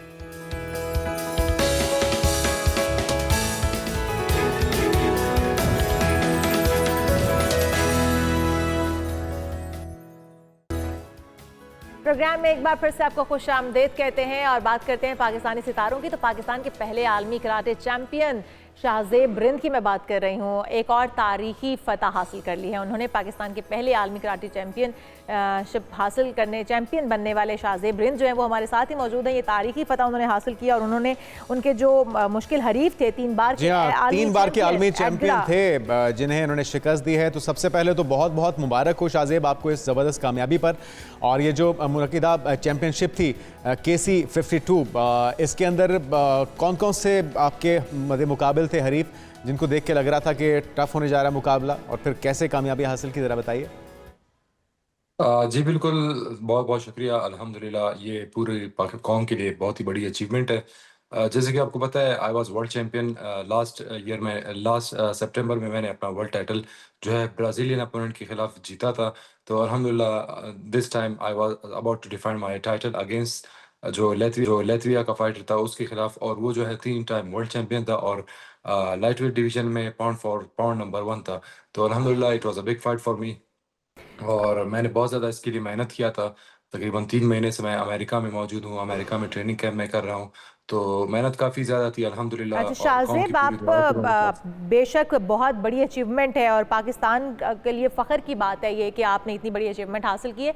आप कहाँ से इस वक्त ट्रेनिंग ले रहे थे? आपने कहा कि आप काफ़ी टाइम से अमेरिका में हैं, वहीं से आप ट्रेनिंग ले रहे थे या फिर पाकिस्तान में भी आपने ट्रेनिंग हासिल की है? जी बिल्कुल, इनिशियल जो स्टेज मेरा ट्रेनिंग कैंप था वो पाकिस्तान में था। फिर उसके बाद जो है अमेरिका में 3 महीने से यहाँ अमेरिका में मौजूद हूँ, ट्रेनिंग कैंप कर रहा हूँ। बल्कि 3 महीने से नहीं, 2 साल से मैं अपना जो मेरा ट्रेनिंग कैंप है वो मैंने यहाँ पे मूव किया है। तो पाकिस्तान में आता हूँ, फिर जब मेरा ट्रेनिंग फाइट होता है तो मैं अमेरिका वापस आ जाता हूँ ट्रेनिंग कैंप के लिए। तो I have one of the best coaches in the world और ट्रेनिंग कैंप यहाँ पे अमेरिका में जारी है। अच्छा, ये बड़ा ही जान जोखों का काम है और जितने भी हमने देखा है कि एमएमए के प्लेयर्स हों, बॉक्सिंग के, किक बॉक्सिंग के, उनके आइडियल मोहम्मद अली होते हैं। आपने इंस्पायरेशन किससे ली, किससे मुतासिर होकर इस खेल का आगाज़ किया था? स्टार्ट में जब मैंने शुरू किया था तब मैं जो है 8 साल की उम्र में मैंने शुरू किया था। तब मुझे किसी से इंस्पायरेशन नहीं थी। जब जाके मैं थोड़ा सा बड़ा हुआ तब जाके मुझे डिफरेंट जो हमारे लेजेंड्स हैं उनसे मुझे इंस्पायरेशन मिला। लेकिन स्टार्ट में मैं जब शुरू किया था तब मुझे कोई आइडिया नहीं था इस गेम के हवाले से। अच्छा, 8 साल की उम्र में आपने आगाज़ किया है। बहुत सारे वो बच्चे जो कि इस वक्त कराटे सीखना चाहते हैं या इस फील्ड में आगे आना चाहते हैं, उनके लिए आप ज़रूर इंस्पिरेशन बनेंगे। आपने कहा कि आप 8 साल से इस फील्ड के अंदर हैं। आपके भाई जो है वो आई थिंक मॉडलिंग भी करते हैं, एक्टिंग में भी हैं, तो क्या आपका भी आने वाले दिनों में कोई प्लान है उनको ज्वाइन करने का या इस फील्ड में आने का, या फिर आप कराटे में ही आगे बढ़ेंगे? नहीं, इंशाल्लाह मेरा जो स्पोर्ट्स फील्ड है मैं उसी को कंटिन्यू करूंगा। अच्छा। मुझे काफ़ी ऑफर भी आई है, लेकिन अभी फिलहाल मेरा जो गोल है। अच्छा, अगर हॉलीवुड से कोई ऑफर आती है, क्योंकि हमने बहुत से रेसलर्स को देखा है, इवन आर्नल्ड श्वार्ज़नेगर, उन्हें भी हमने देखा कि वो अपनी फील्ड उन्होंने चेंज कर ली। तो अगर कोई अच्छी ऑफर आए और लीडिंग रोल भी हो तो क्या आप उसे भी ठुकरा देंगे या उसे अपना लेंगे? नहीं, मैं इंशाल्लाह अपने फील्ड में रहूंगा। हमने अभी एक सॉन्ग भी किया था, लेकिन मैं जो है वो जो भी करूंगा एक उसके पीछे एक मैसेज होगा, यूथ को मैसेज देना होगा। और मेरा जो फील्ड है स्पोर्ट्स का उसको मैं आगे कंटिन्यू करूंगा और पूरी दुनिया में जो है चलें, ज़बरदस्त इरादे हैं आपके। Wish you best of luck. और हर्डल्स क्या क्या आई इस ट्रेनिंग में, इस कामयाबी को हासिल करने में? ज़रा वो भी हमारे नाज़रीन के साथ, हमारे यूथ के साथ शेयर करें ताकि वो दिल बर्दाश्ता ना हो जाएं आगाज़ में, क्योंकि वो हमारे बहुत से जो बच्चे हैं वो ओवरनाइट चाहते हैं कि वो स्टार बन जाएं या ये कामयाबियाँ समेट लें। जी बिल्कुल, ओवरनाइट तो कोई स्टार नहीं बनता, इसके पीछे बहुत ज़्यादा स्ट्रगल्स करनी पड़ती है। मुझे भी काफ़ी ज़्यादा स्ट्रगल्स करनी पड़ी। स्टार्ट में मुझे बहुत ज़्यादा मुश्किलात का सामना भी करना पड़ा। स्पॉन्सर्स नहीं थे, सपोर्ट नहीं था, कुछ भी नहीं था, लेकिन मैंने कंटिन्यू किया और अल्हम्दुलिल्लाह आपके सामने अल्लाह पाक ने मुझे इज़्ज़त दी और वर्ल्ड चैम्पियन में बना। तो स्टार्ट में मुश्किलात बहुत आती है, लेकिन you have to be focus on your dreams, you have to be consistent on your goals. इंशाल्लाह one day the time will come. अच्छा शाहज़ेब, आप कहाँ से ताल्लुक़ रखते हैं? क्या आप यहाँ पर पाकिस्तान के अंदर भी आप कोई अपनी एकेडमी या कोई ऐसा स्कूल स्टार्ट करने का इरादा रखते हैं जहाँ पर बच्चों को सिखाया जा सके कराटे?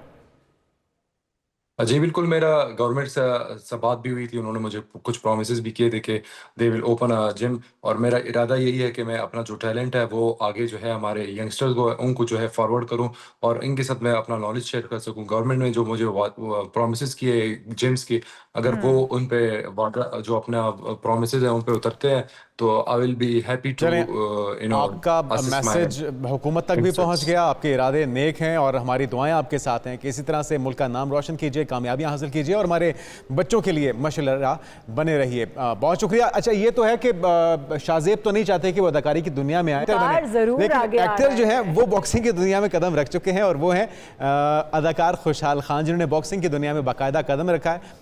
और जनाब अदाकारा दना नीर को आपने देखा होगा गिरने से बचाने वाले खुशहाल खान, जिन्होंने बाकायदा रिंग में कदम रखा और छा गए हैं। सोशल मीडिया में बड़ा पसंद किया जा रहा है। अच्छा, उनकी एक्टिंग में भी उन्होंने जब कदम रखा तो वो वहाँ पर भी उन्होंने अपने आप को मनवाया। फिर उसके बाद ये दना वो जब गिर रही थी तो उनको जिस तरह से उन्होंने सहारा दिया और जिस तरह से उन्हें वहाँ से गिरने से बचा लिया, तो ये हीरो, रियल लाइफ हीरो हैं। और फिर अब बॉक्सिंग के जब मैदान में वो उतरे हैं, रिंग में उतरे हैं, तो वहाँ पर भी वो एक बड़े ही शानदार अंदाज में वहाँ पर भी छा गए, वहाँ के भी हीरो बन गए हैं। तो जनाब एक्टर जो है वो भी बॉक्सिंग रिंग में उतर सकते हैं। बॉक्सिंग की तरफ आ रहे हैं तो मेरे ख्याल में बॉक्सिंग वालों को एक्टिंग में जाने की ज़रूरत ही नहीं है, क्योंकि वहाँ पे उनको जो फेम मिलता है और अच्छी चीज़ है, ज़बरदस्त है। दुनिया पूरी की सीरीज चल रही है और ये जो ब्लैक बाजू लपेटे हुए हाँ, इन्होंने आगाज़ वैसे मॉडलिंग से किया था, मुख्तलिफ ब्रांड्स की क्लोथिंग ब्रांड्स की मॉडलिंग के साथ इन्होंने आगाज़ किया। और ये जो तस्वीर आप देख रहे हैं जुनेद, ये तो उसी ड्रामे की है जिसमें वो हैं हमारे पुराने हीरो, क्या नाम है उनका, नुमान इजाज, उनके बेटे बने हुए हैं ये। और ये जो एक उनका अंदाज है, बड़ा पसंद किया गया था। उनकी एक्टिंग भी पसंद की जा रही है और फिर साथ उन्हें बॉक्सिंग रिंग के अंदर भी पसंद किया जा रहा है। तो खुशाइंद इक़दाम है जी। आपको क्या होना चाहिए, हर तरह का टैलेंट जो है वो आपके अंदर ऑलराउंडर होना चाहिए। ज़बरदस्त जी, हमारी बेस्ट विशेस आपके साथ हैं खुशहाल, इसी तरह से अदाकारी भी करते रहिए और बॉक्सिंग की दुनिया में कामयाबी हासिल की जाए। आगे बढ़ते हैं, कुछ बात कर लेते हैं पाकिस्तानी नौजवान की। साद सिद्दीकी ने ब्रिक्स और SCO social entrepreneur of the year 2025 का अवार्ड जीता है। पाकिस्तान के अंदर बासलाहियत नौजवान उभर के सामने आ रहे हैं और हमारे प्रोग्राम में कोशिश होती है कि ऐसे नौजवानों को हाईलाइट किया जा सके, उन्हें न सिर्फ उनकी हौसला अफजाई हो बल्कि एक्नॉलेज किया जा सके कि क्या हैं वो लोग जो कि पाकिस्तान का नाम दूसरे मुल्कों में जाके रोशन कर रहे हैं और कितना टैलेंट कूट कूट कर भरा हुआ है पाकिस्तान के अंदर। तो पाकिस्तान के नौजवान कारोबारी शख्सियत साद सिद्दीकी ने रूस में मुनक्किदा ब्रिक्स और social entrepreneur of the year 2025 का अवार्ड जीतकर मुल्क का नाम रोशन कर दिया है। तो हमारे साथ मौजूद हैं Saad Siddiqui, social entrepreneur of the year award holder. Welcome to show कहेंगे साद सिद्दीकी, आपको बहुत बड़ी अचीवमेंट है पाकिस्तान का नाम किसी दूसरे मुल्क में जाके रोशन करना। इसके हवाले से थोड़ा सा हमें भी बताइएगा और बहुत बहुत मुबारकबाद आपको देना चाहेंगे हम। अस्सलाम वालेकुम जी, थैंक यू सो मच। मेरा नाम साद सिद्दीकी है और मैं पाकिस्तान के टेक्नोलॉजी लर्निंग प्लेटफॉर्म एडवर्सिटी का बानी हूँ। BRICS and SCO awards, BRICS और SCO कंट्रीज जितनी भी शंघाई कोऑपरेशन या ब्रिक्स के अंदर कंट्रीज है, उनका एक एनुअल अवार्ड होता है जिसके अंदर 5 डिफरेंट कैटेगरीज के अंदर अवार्ड्स दिए जाते हैं। इसके अंदर best researcher award, young entrepreneur award, social entrepreneur of the year award और इस तरह के 5 कैटेगरीज के डिफरेंट अवार्ड्स हैं।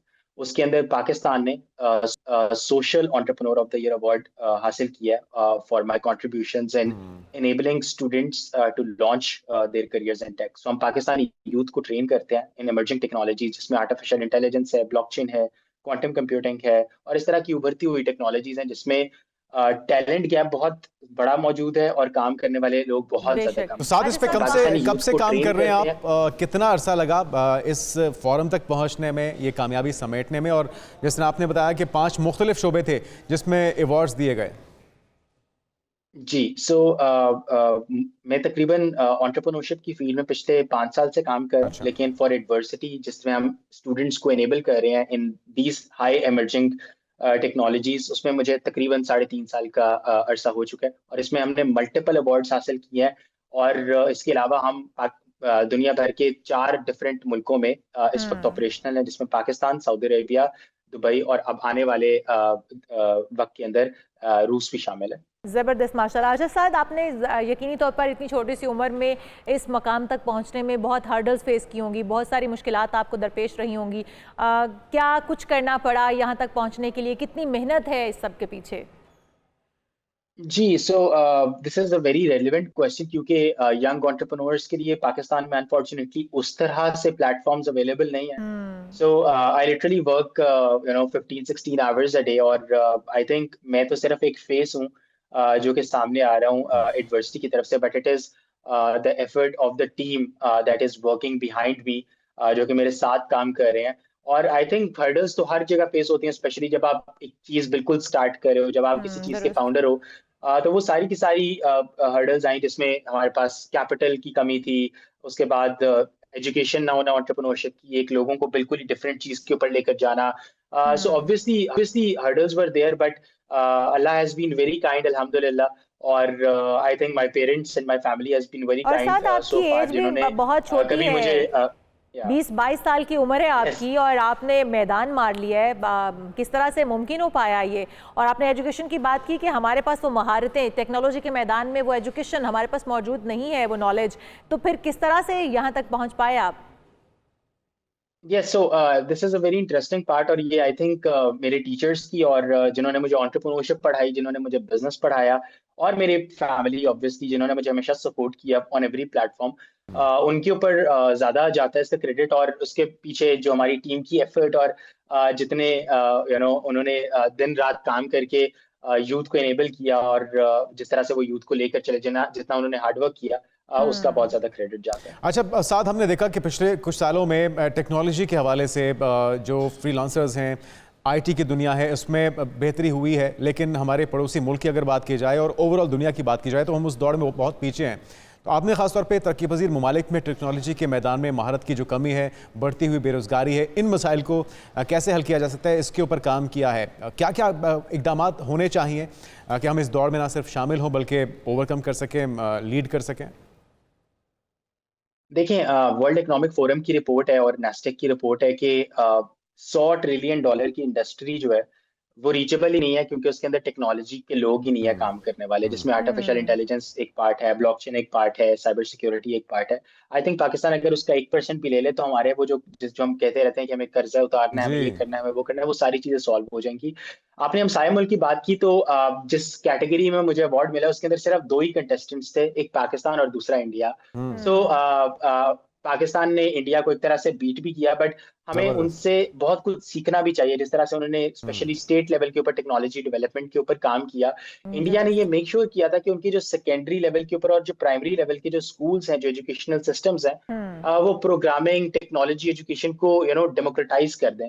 सो आई थिंक हमें भी इस तरह की पॉलिसीज को ऑप्ट करना चाहिए, क्योंकि ये बेस है। जब आपकी बेस इतनी ज्यादा स्ट्रांग हो जाएगी, जब आपकी अर्ली चाइल्डहुड इतना स्ट्रांग हो जाएगा, तब आप 5 से 10 सालों बाद जब आप हमसाये मुल्क की बात करते हैं तो हमसाये मुल्क में टेक्नोलॉजी की कमी नहीं है, वहाँ पर एजुकेशन भी इस तरह से दी जाती है। या दीगर जो हमारे तरक्की याफ्ता ममालिक है वहाँ की अगर बात की जाए तो वहाँ पर टेक्नोलॉजी बहुत आगे है। हम पाकिस्तान में हम देखें तो बहुत पीछे हैं।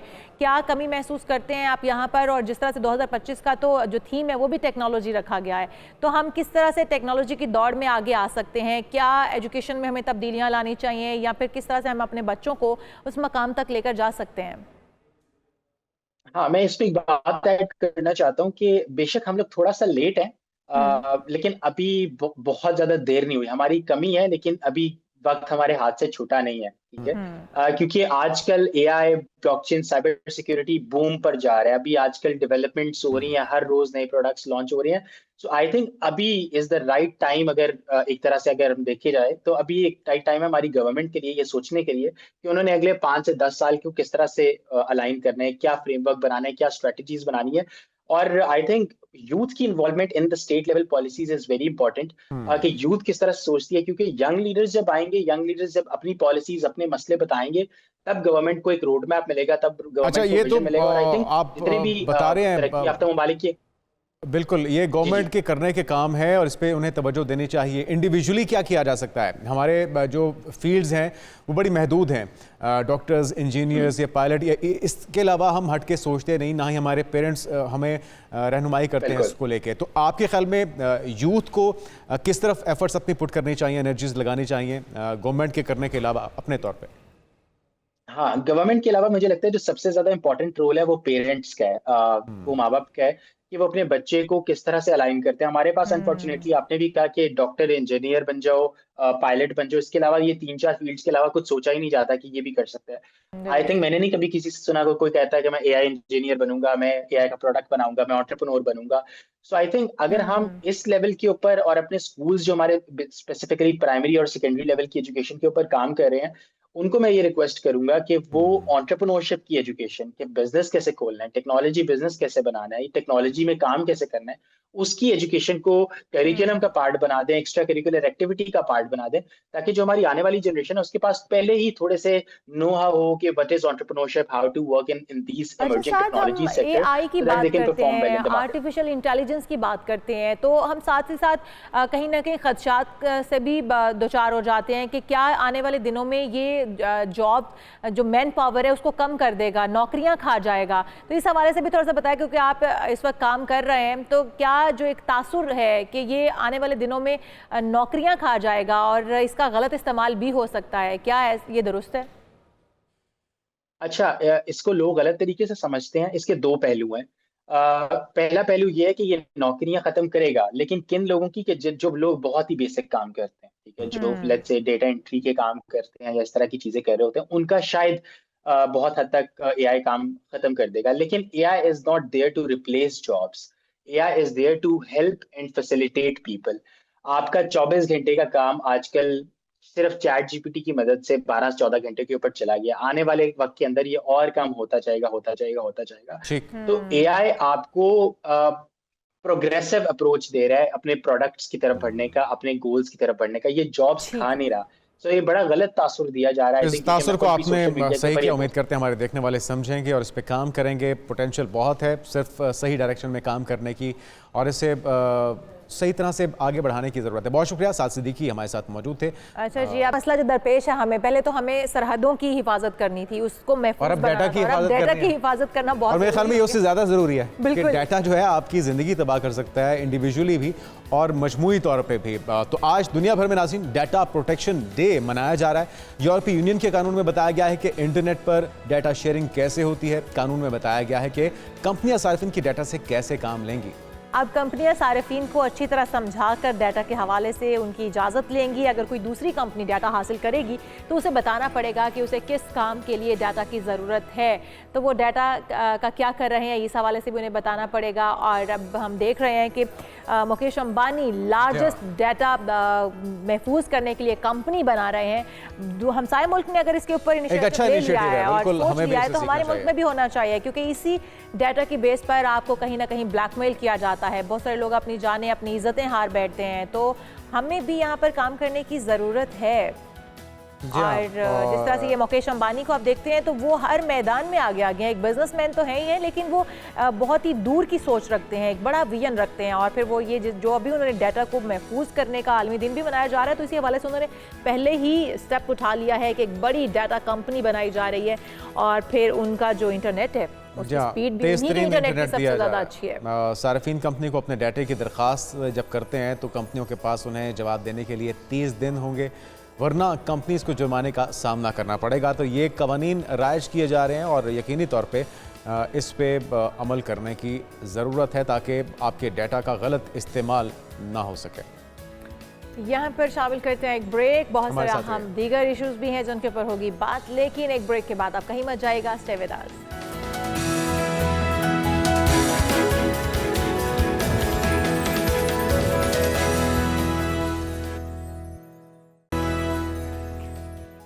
Welcome back. और हम बात कर लेते हैं कुछ फैमिली व्लॉगिंग की, उसके समरात, असरात और जो एक हमारे माशरे को तबाह करने का बायस बन रहा है। हमने बहुत से देखे हैं, जिस तरह शाम इदरीस हो गए, इस तरह के बहुत से और भी ब्लॉगर्स थे जो शुरू में तनकीद करते थे दूसरों के ऊपर, डकी भाई के ऊपर, कि जी ये डकी भाई करते थे, डकी भाई के ऊपर, शाम इदरीस के ऊपर करते थे कि ये फैमिली को इंट्रोड्यूस करवाते हैं। फिर वही काम डकी भाई ने शुरू कर दिया और अब तो ये एक ट्रेंड बन चुका है कि आप अपनी फैमिलीज को इंट्रोड्यूस करवाते हैं, डेली की रूटीन को। और जो खतरनाक पहलू है शायद, जो आप तस्वीर देख रहे हैं, वीडियो देख रहे हैं, इस वक्त ये डकी भाई का बच्चा, हाँ, ये चूजे की तरह जो डकी भाई लग रहे हैं आज तनकीद किया बहुत फैल चुके हैं ये। लेकिन अच्छा, इसमें जो खतरनाक पहलू है वो ये कि हमारे जो बच्चे हैं छोटे, बिल्कुल ऐसा ही है, उन्हें हम अक्सर मोबाइल दे देते हैं, टैब्स दे देते हैं और ये नहीं देखते कि वो क्या देख रहे हैं। वो ये व्लॉग्स देख रहे होते हैं और उनकी शख्सियत के ऊपर जो उसके मनफी असरात पड़ते हैं छोड़ रहे हैं, वो बच्चों को नाकाबिल तलाफी और इंतहाई नुकसान। घंटे एंगेज रखते हैं। इनकी मॉर्निंग कैसे और एडिक्शन है, ये क्या कैसे गुजरेगा। बिल्कुल, और ये एडिक्शन नशे की लत से ज्यादा बुरी, खतरनाक है। इससे अपने बच्चों को बचा कर रखें। लेकिन हम इसके क्या क्या साइड इफेक्ट्स हैं अगर हम उनके ऊपर बात करें तो रजब भट्ट है इसके अंदर, उनकी शादी के ऊपर जो कुछ होता रहा, डॉलर्स की बरसात होती रही, उनको शेर का बच्चा गिफ्ट दिया गया, फिर उनको क्लैशनकोफ दी गई, जो ये सारा कुछ होता रहा है। ये लोग इसे सीखते हैं, इसे रिलेट करते हैं और कुछ डिप्रेशन में चले जाते हैं, कुछ इसे कॉपी करने की कोशिश करते हैं। तो क्या इसके मजमूई तौर पे असरात हैं हमारे माशरे के ऊपर? डॉक्टर अली अजमल साहब, माहिर नफ्सियात हैं, आपको वेलकम कहेंगे डॉक्टर साहब पाकिस्तान मॉर्निंग में।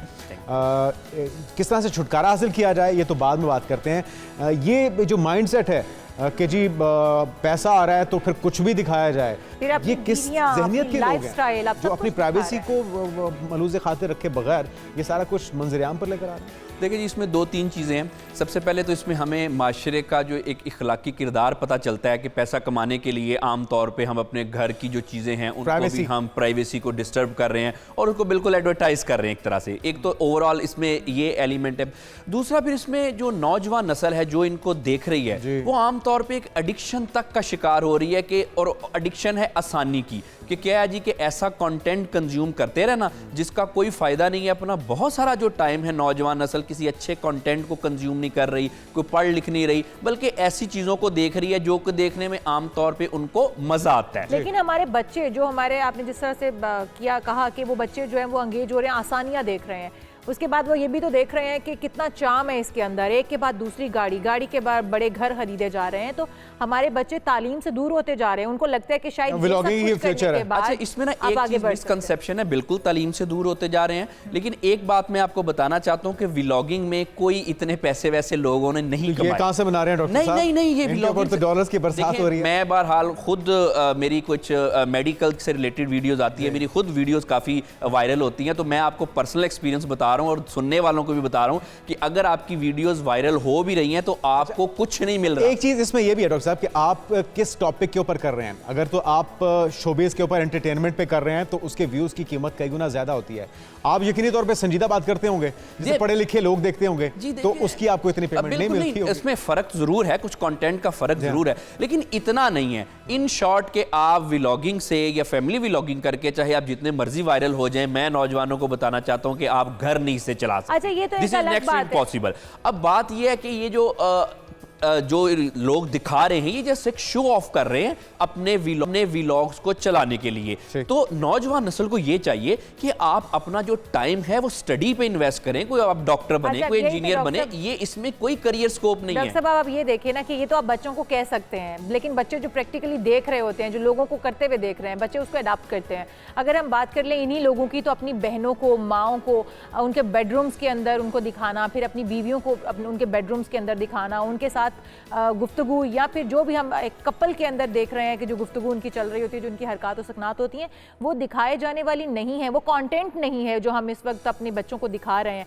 तो क्या इसके साइड इफेक्ट्स जो हैं उनको रोका जा सकता है, उनको ओवरकम किया जा सकता है, या दूरस होंगे? हमारे बच्चे, हमारी यूथ जो तो खराब हो चुकी होगी तब तक जब तक। जी बिल्कुल, इसमें दो चीज़ें हैं। जहाँ तक इनके असरात की बात की तो इसको रोका जा सकता है, लेकिन सबसे पहले हमने इसके असरात को समझना है कि असरात हैं क्या। आप देखें कि इस वजह से सबसे जो बड़े इश्यूज हो रहे हैं वो उनके हो रहे हैं रिलेशनशिप के मामलात। आजकल डाइवोर्सेस जो हैं वो रिकॉर्ड है। क्यों? क्योंकि लोग ये ऐसे व्लॉग्स देख के लगता है उनको कि क्योंकि शायद इनकी लाइफ बिल्कुल ठीक ठाक चल रही है और हमारी लाइफ में कुछ है, आम तौर पे कुछ इश्यूज वगैरह चल रहे हैं, जिसकी वजह से क्या होता है व्लॉगिंग को देख के हम अपनी नॉर्मल लाइफ में एडजस्ट नहीं कर पा रहे। नौजवान नस्ल बेरा रवि का इस तरह से शिकार हो रही है कि उनको लगता है कि ये ईजी मनी है, आसानी से पैसे कमाए जा सकते हैं, हालांकि ये बिल्कुल गलत है। तो इस तरह से उनके असरात होते हैं। और बाय द वे जो नौजवान नस्ल बच्चे जो हैं इस वक्त इनका जो दिमाग है वो थोड़ा इमेच्योर होता है, जिसकी वजह से ऐसी चीज़ों के ये आसानी से विक्टिम होते हैं। ये तो हो गए इनके असरात। जैसे आपने बात की कि कैसे बचाया जा सकता है, तो बिल्कुल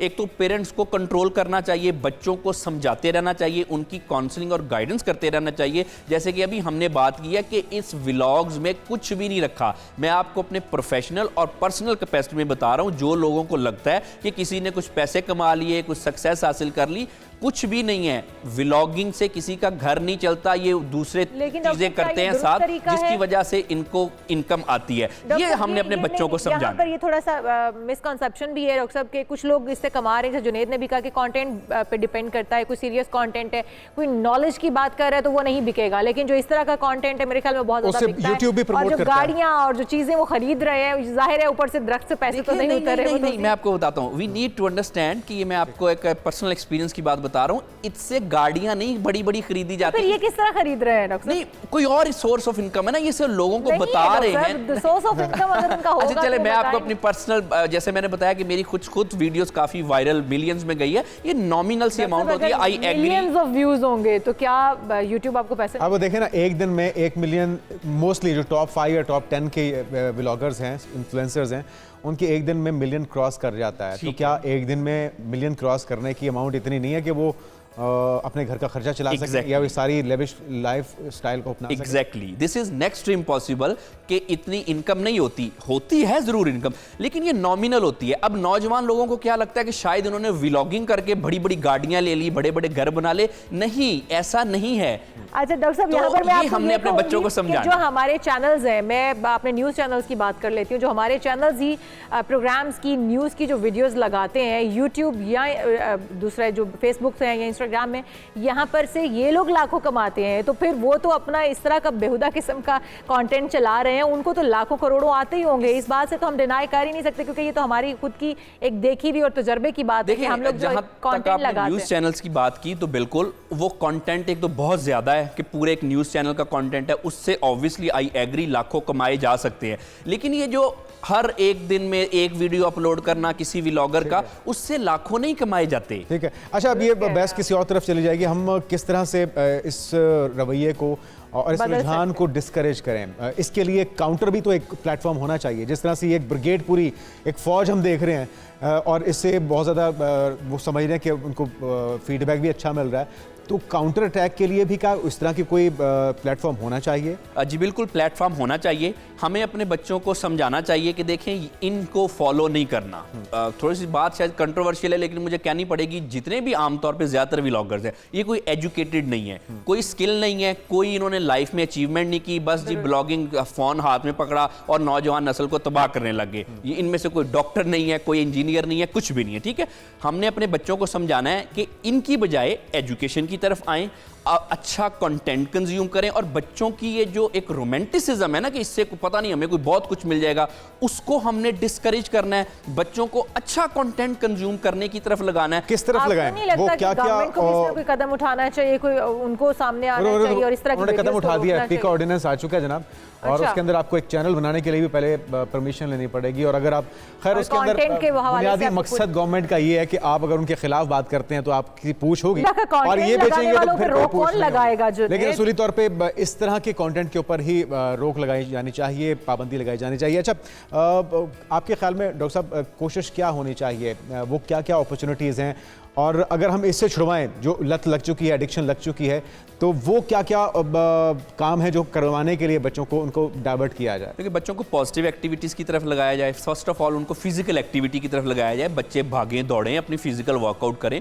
उसके अलावा बच्चों की सोशल लाइफ जो है वो इंप्रूव होनी चाहिए कि उनकी सोबत आप अच्छी रखें, बच्चों को बच्चों वाली एक्टिविटीज़ में लगाएं ताकि उनको एट द सेम टाइम मज़ा भी आए और वो उनकी ग्रोथ के लिए भी अच्छा हो। आप एजुकेशनल कंटेंट जो है उसमें बच्चों को इंप्रूव करें। देखें आजकल तो स्टडी करना बहुत आसान हो गया, पहले हमें लाइब्रेरीज में जाना पड़ता था, सर्च करनी पड़ती थी। आजकल तो इवन किसी डॉक्टर के लिए भी बड़ा इजी हो गया कि आपको ऑनलाइन कंटेंट मिल जाता है। क्योंकि माहिर नफ्सियात भी हैं, तो मैं चाहूंगी कि वो पेरेंट्स जो कि इस मुश्किल से गुजर रहे हैं, जिनके बच्चे इस लत में दाखिल हो चुके हैं और वो इससे गुजर रहे हैं, वो क्या करें और बच्चों के जहनों पर असर किस तरह से पड़ता है, ताकि पेरेंट्स भी अवेयर हों और बच्चे भी, और वो अपने बच्चों को जल्द से जल्द इससे दूर कर सकें। तो आप जहनी हवाले से अगर हम पूछना चाहिए कि क्या असरात मुरतब होते हैं इस तरह की वीडियोस को देखने से, वो भी थोड़ा सा देखिए। एक तो बच्चे बेरार रवि का शिकार हो जाते हैं, आजकल नौजवान नस्ल तबाह हो गई है। सबसे ज़्यादा आजकल ज़हनी और नफ्सियाती मसाइल बढ़ रहे हैं क्योंकि हमारा फैमिली फैब्रिक ख़राब हो गया, रिलेशनशिप के इतने इश्यूज़ हो गए हैं। उसके अलावा हमारी ग्रूमिंग नहीं हुई। आप देखें कि कोई बच्चे ऐसा कंटेंट कंज्यूम करेंगे तो वो क्या पर्सनैलिटी ग्रूमिंग होगी? बिल्कुल नहीं होगी। उनको प्रॉब्लम्स होंगे, इमोशनल डिस्टर्बेंस आएगी। तो ये तो इश्यूज़ हैं। अब इन इश्यूज़ से हमने हैंडल कैसे करना है? बच्चों को अच्छा कंटेंट कंज्यूम कराएं। आप बच्चों पे एक पेरेंटल गाइडेंस रखें। जैसे भी आपने बात की है गवर्नमेंट लेवल पे, तो ये इस लेवल तक जो है ना सोशल मीडिया को कंट्रोल करना वो आमतौर पे पॉसिबल नहीं होता किसी भी गवर्नमेंट के लिए। ये पेरेंट्स को एक बार हल कंट्रोल करना है, बच्चों की ट्रेनिंग करनी है, बच्चों को सिखाना है कि ये जो चीज़ें आप देख रहे हैं इससे सिर्फ आपको अच्छा लग रहा है, but at the same time आप अपना टाइम वेस्ट कर रहे हैं। इसकी बजाय बच्चों को ऐसी एक्टिविटी लगाएं जो कि बच्चे जिससे अच्छा लगे, बच्चों को मजा भी आए करने में और बच्चों की ग्रोथ के लिए भी अच्छा हो। ये टाइम आपका बेहतर यूटिलाइज हो। ये टाइम का तो सारा मसला डॉक्टर साहब, पेरेंट्स बिजी बहुत हैं, उन्होंने स्कूलों में फीसें दे दी हैं, एकेडमीज़ में फीसें दे दी हैं, आया या नैनीज़ को दे के वो समझते हैं कि हमारी जिम्मेदारी पूरी हो गई, और अगर वो कहीं बहुत ज़्यादा मसला होता है तो उनको मोबाइल और टैब्स दे देते हैं, जिसकी वजह से ये लत पड़ी है। तो पेरेंट्स के लिए ख़ासतौर पर क्या मैसेज है कि अपने टाइम को सही बच्चों के ऊपर यूटिलाइज़ करना और उन्हें टाइम देना ताकि वो इस लत से बच सकें, इस एडिक्शन से? बिल्कुल, पेरेंट्स को बच्चों को टाइम देना चाहिए। और जितने भी आप बिजी हैं, मैं बीइंग पेरेंट्स को बताना चाहता हूं कि जितने भी आप बिजी हैं, बहरहाल बच्चों के साथ एक थोड़ा बहुत 10-15 मिनट आपको ज़रूर देने चाहिए, उनकी बात सुने। और अगर आपके पास टाइम नहीं है और फिर भी आपने ये बच्चों को सीधे रास्ते पे लाना है, तो सिर्फ एक काम कर लें, बाकी चीज़ों के साथ आप बच्चों को सीधे रास्ते पे ले आएंगे कि बच्चों को उनके रोल मॉडल सही दे दे। अगेन चाहे ये थोड़ी सी शायद कंट्रोवर्शियल बात होगी, लेकिन फिर मैं कहना चाहता हूँ, देखिए ये व्लॉगर्स ना कोई एजुकेटेड हैं, ना इनके पास कोई डिग्री है, ना इनकी कोई लाइफ में अचीवमेंट है, कुछ भी नहीं है। हमारे रोल मॉडल ये नहीं है हमारे बच्चों के, हमारे हीरो नहीं है, हीरो नहीं है, हमारे हीरोज जो है वो दूसरे हैं। ये इनको आप फॉलो ना करें, ये जीरो हैं। बहुत शुक्रिया डॉक्टर साहब, ये आपका मुस्तकबिल भी तबाह कर देंगे, आपका हाल भी तबाह कर देंगे, तो इनसे बचिए। ये बेसिकली वायरस हैं, ये कोरोना वायरस से ज्यादा खतरनाक वायरस हैं, इनसे बचने की जरूरत है। इनसे बच कर रहिए। हम आगे बढ़ते हैं जनाब, और आपको बताते हैं कि गवर्नर स्टेट बैंक ने ये बताया कि रवां साल नए डिजाइन वाले करेंसी नोट मार्केट में जारी करने का ऐलान कर दिया गया है। तो गवर्नर स्टेट बैंक ये कहते हैं कि जो ये साल है इसमें आपको नए अंदाज में करेंसी नोट मिलेंगे, लेकिन ये इनकी जो वैल्यू है, जो इनकी कदर है, वो भी बेहतर करने की जरूरत है। खैर खुशाइंद दाम में खूबसूरत डिजाइन है। एक में बेनज़ीर कह रही हूँ मैं, वो मोहतरमा फातिमा जना नजर आ रही है। कायदे आज़म तो हमेशा नजर आते ही हैं, और मुझे लगता है कि आने वाले दिनों में इलावा मरियम नवाज साहिबा भी होंगी। मरियम नवाज साहिबा भी। खैर मार्केट में इनको जारी करने का ऐलान कर दिया गया है, और साल 2025 में करेंसी नोट के नए डिजाइन वाले नोट जो हैं वो आपको दिखाई देंगे। अब उनकी क्वालिटी भी उम्मीद करते हैं। अब प्लास्टिक करेंसी नोट्स भी इंट्रोड्यूस हो चुके हैं, तो मेरे ख्याल में ये वही कोशिश होगी कि वो आप धुल भी जाएं या इस्तेमाल ज्यादा हो तो वो पुराने जहाँ पर हमारे रुपए की कदर कम हो रही है, वहीं पर हमारे यहाँ करेंसी नोट जो है वो नए से नए अंदाज में लाए जा रहे हैं मार्केट के अंदर, तो हमें अपनी वैल्यू और वर्थ भी बढ़ाने की। बिल्कुल आगे बढ़ते हैं और आपको बताएं कि चीनी फिटनेस इन्फ्लुएंसर हैं जिनका अनोखा रिकॉर्ड सामने आया जनाब, और एक चीनी फिटनेस इन्फ्लुएंसर ने 1 मिनट में 44 पुलअप्स मुकम्मल करके गिनीज वर्ल्ड रिकॉर्ड अपने नाम किया है। जी हाँ, ये है 44 साला शीपिंग, जिन नहीं ये शीपिंग नहीं है, शीटिंग है ये। शीटिंग, सॉरी शीटिंग है। आपने इनके कजन का नाम ले लिया। जिन्होंने गुआंग में ये गुआंगडोंग में पुल अप्स की कोशिश करके ख्वातीन की कैटेगरी में रिकॉर्ड अपने नाम किया है, तो ज़बरदस्त रिकॉर्ड है और सेहत के बहाल रखने के लिए इस तरह की एक्टिविटी का फवाइद भी बहुत ज़्यादा हैं पुशअप्स के। आप अपने आप को एक्टिव भी रखते हैं, फिट भी रखते हैं। हमारे प्रोग्राम का वक्त खत्म हो चुका है, कल आपसे फिर होगी मुलाकात। अपना ख्याल रखिए, फिट रखिए। आपसे इजाज़त चाहेंगे, अल्लाह हाफ़िज़।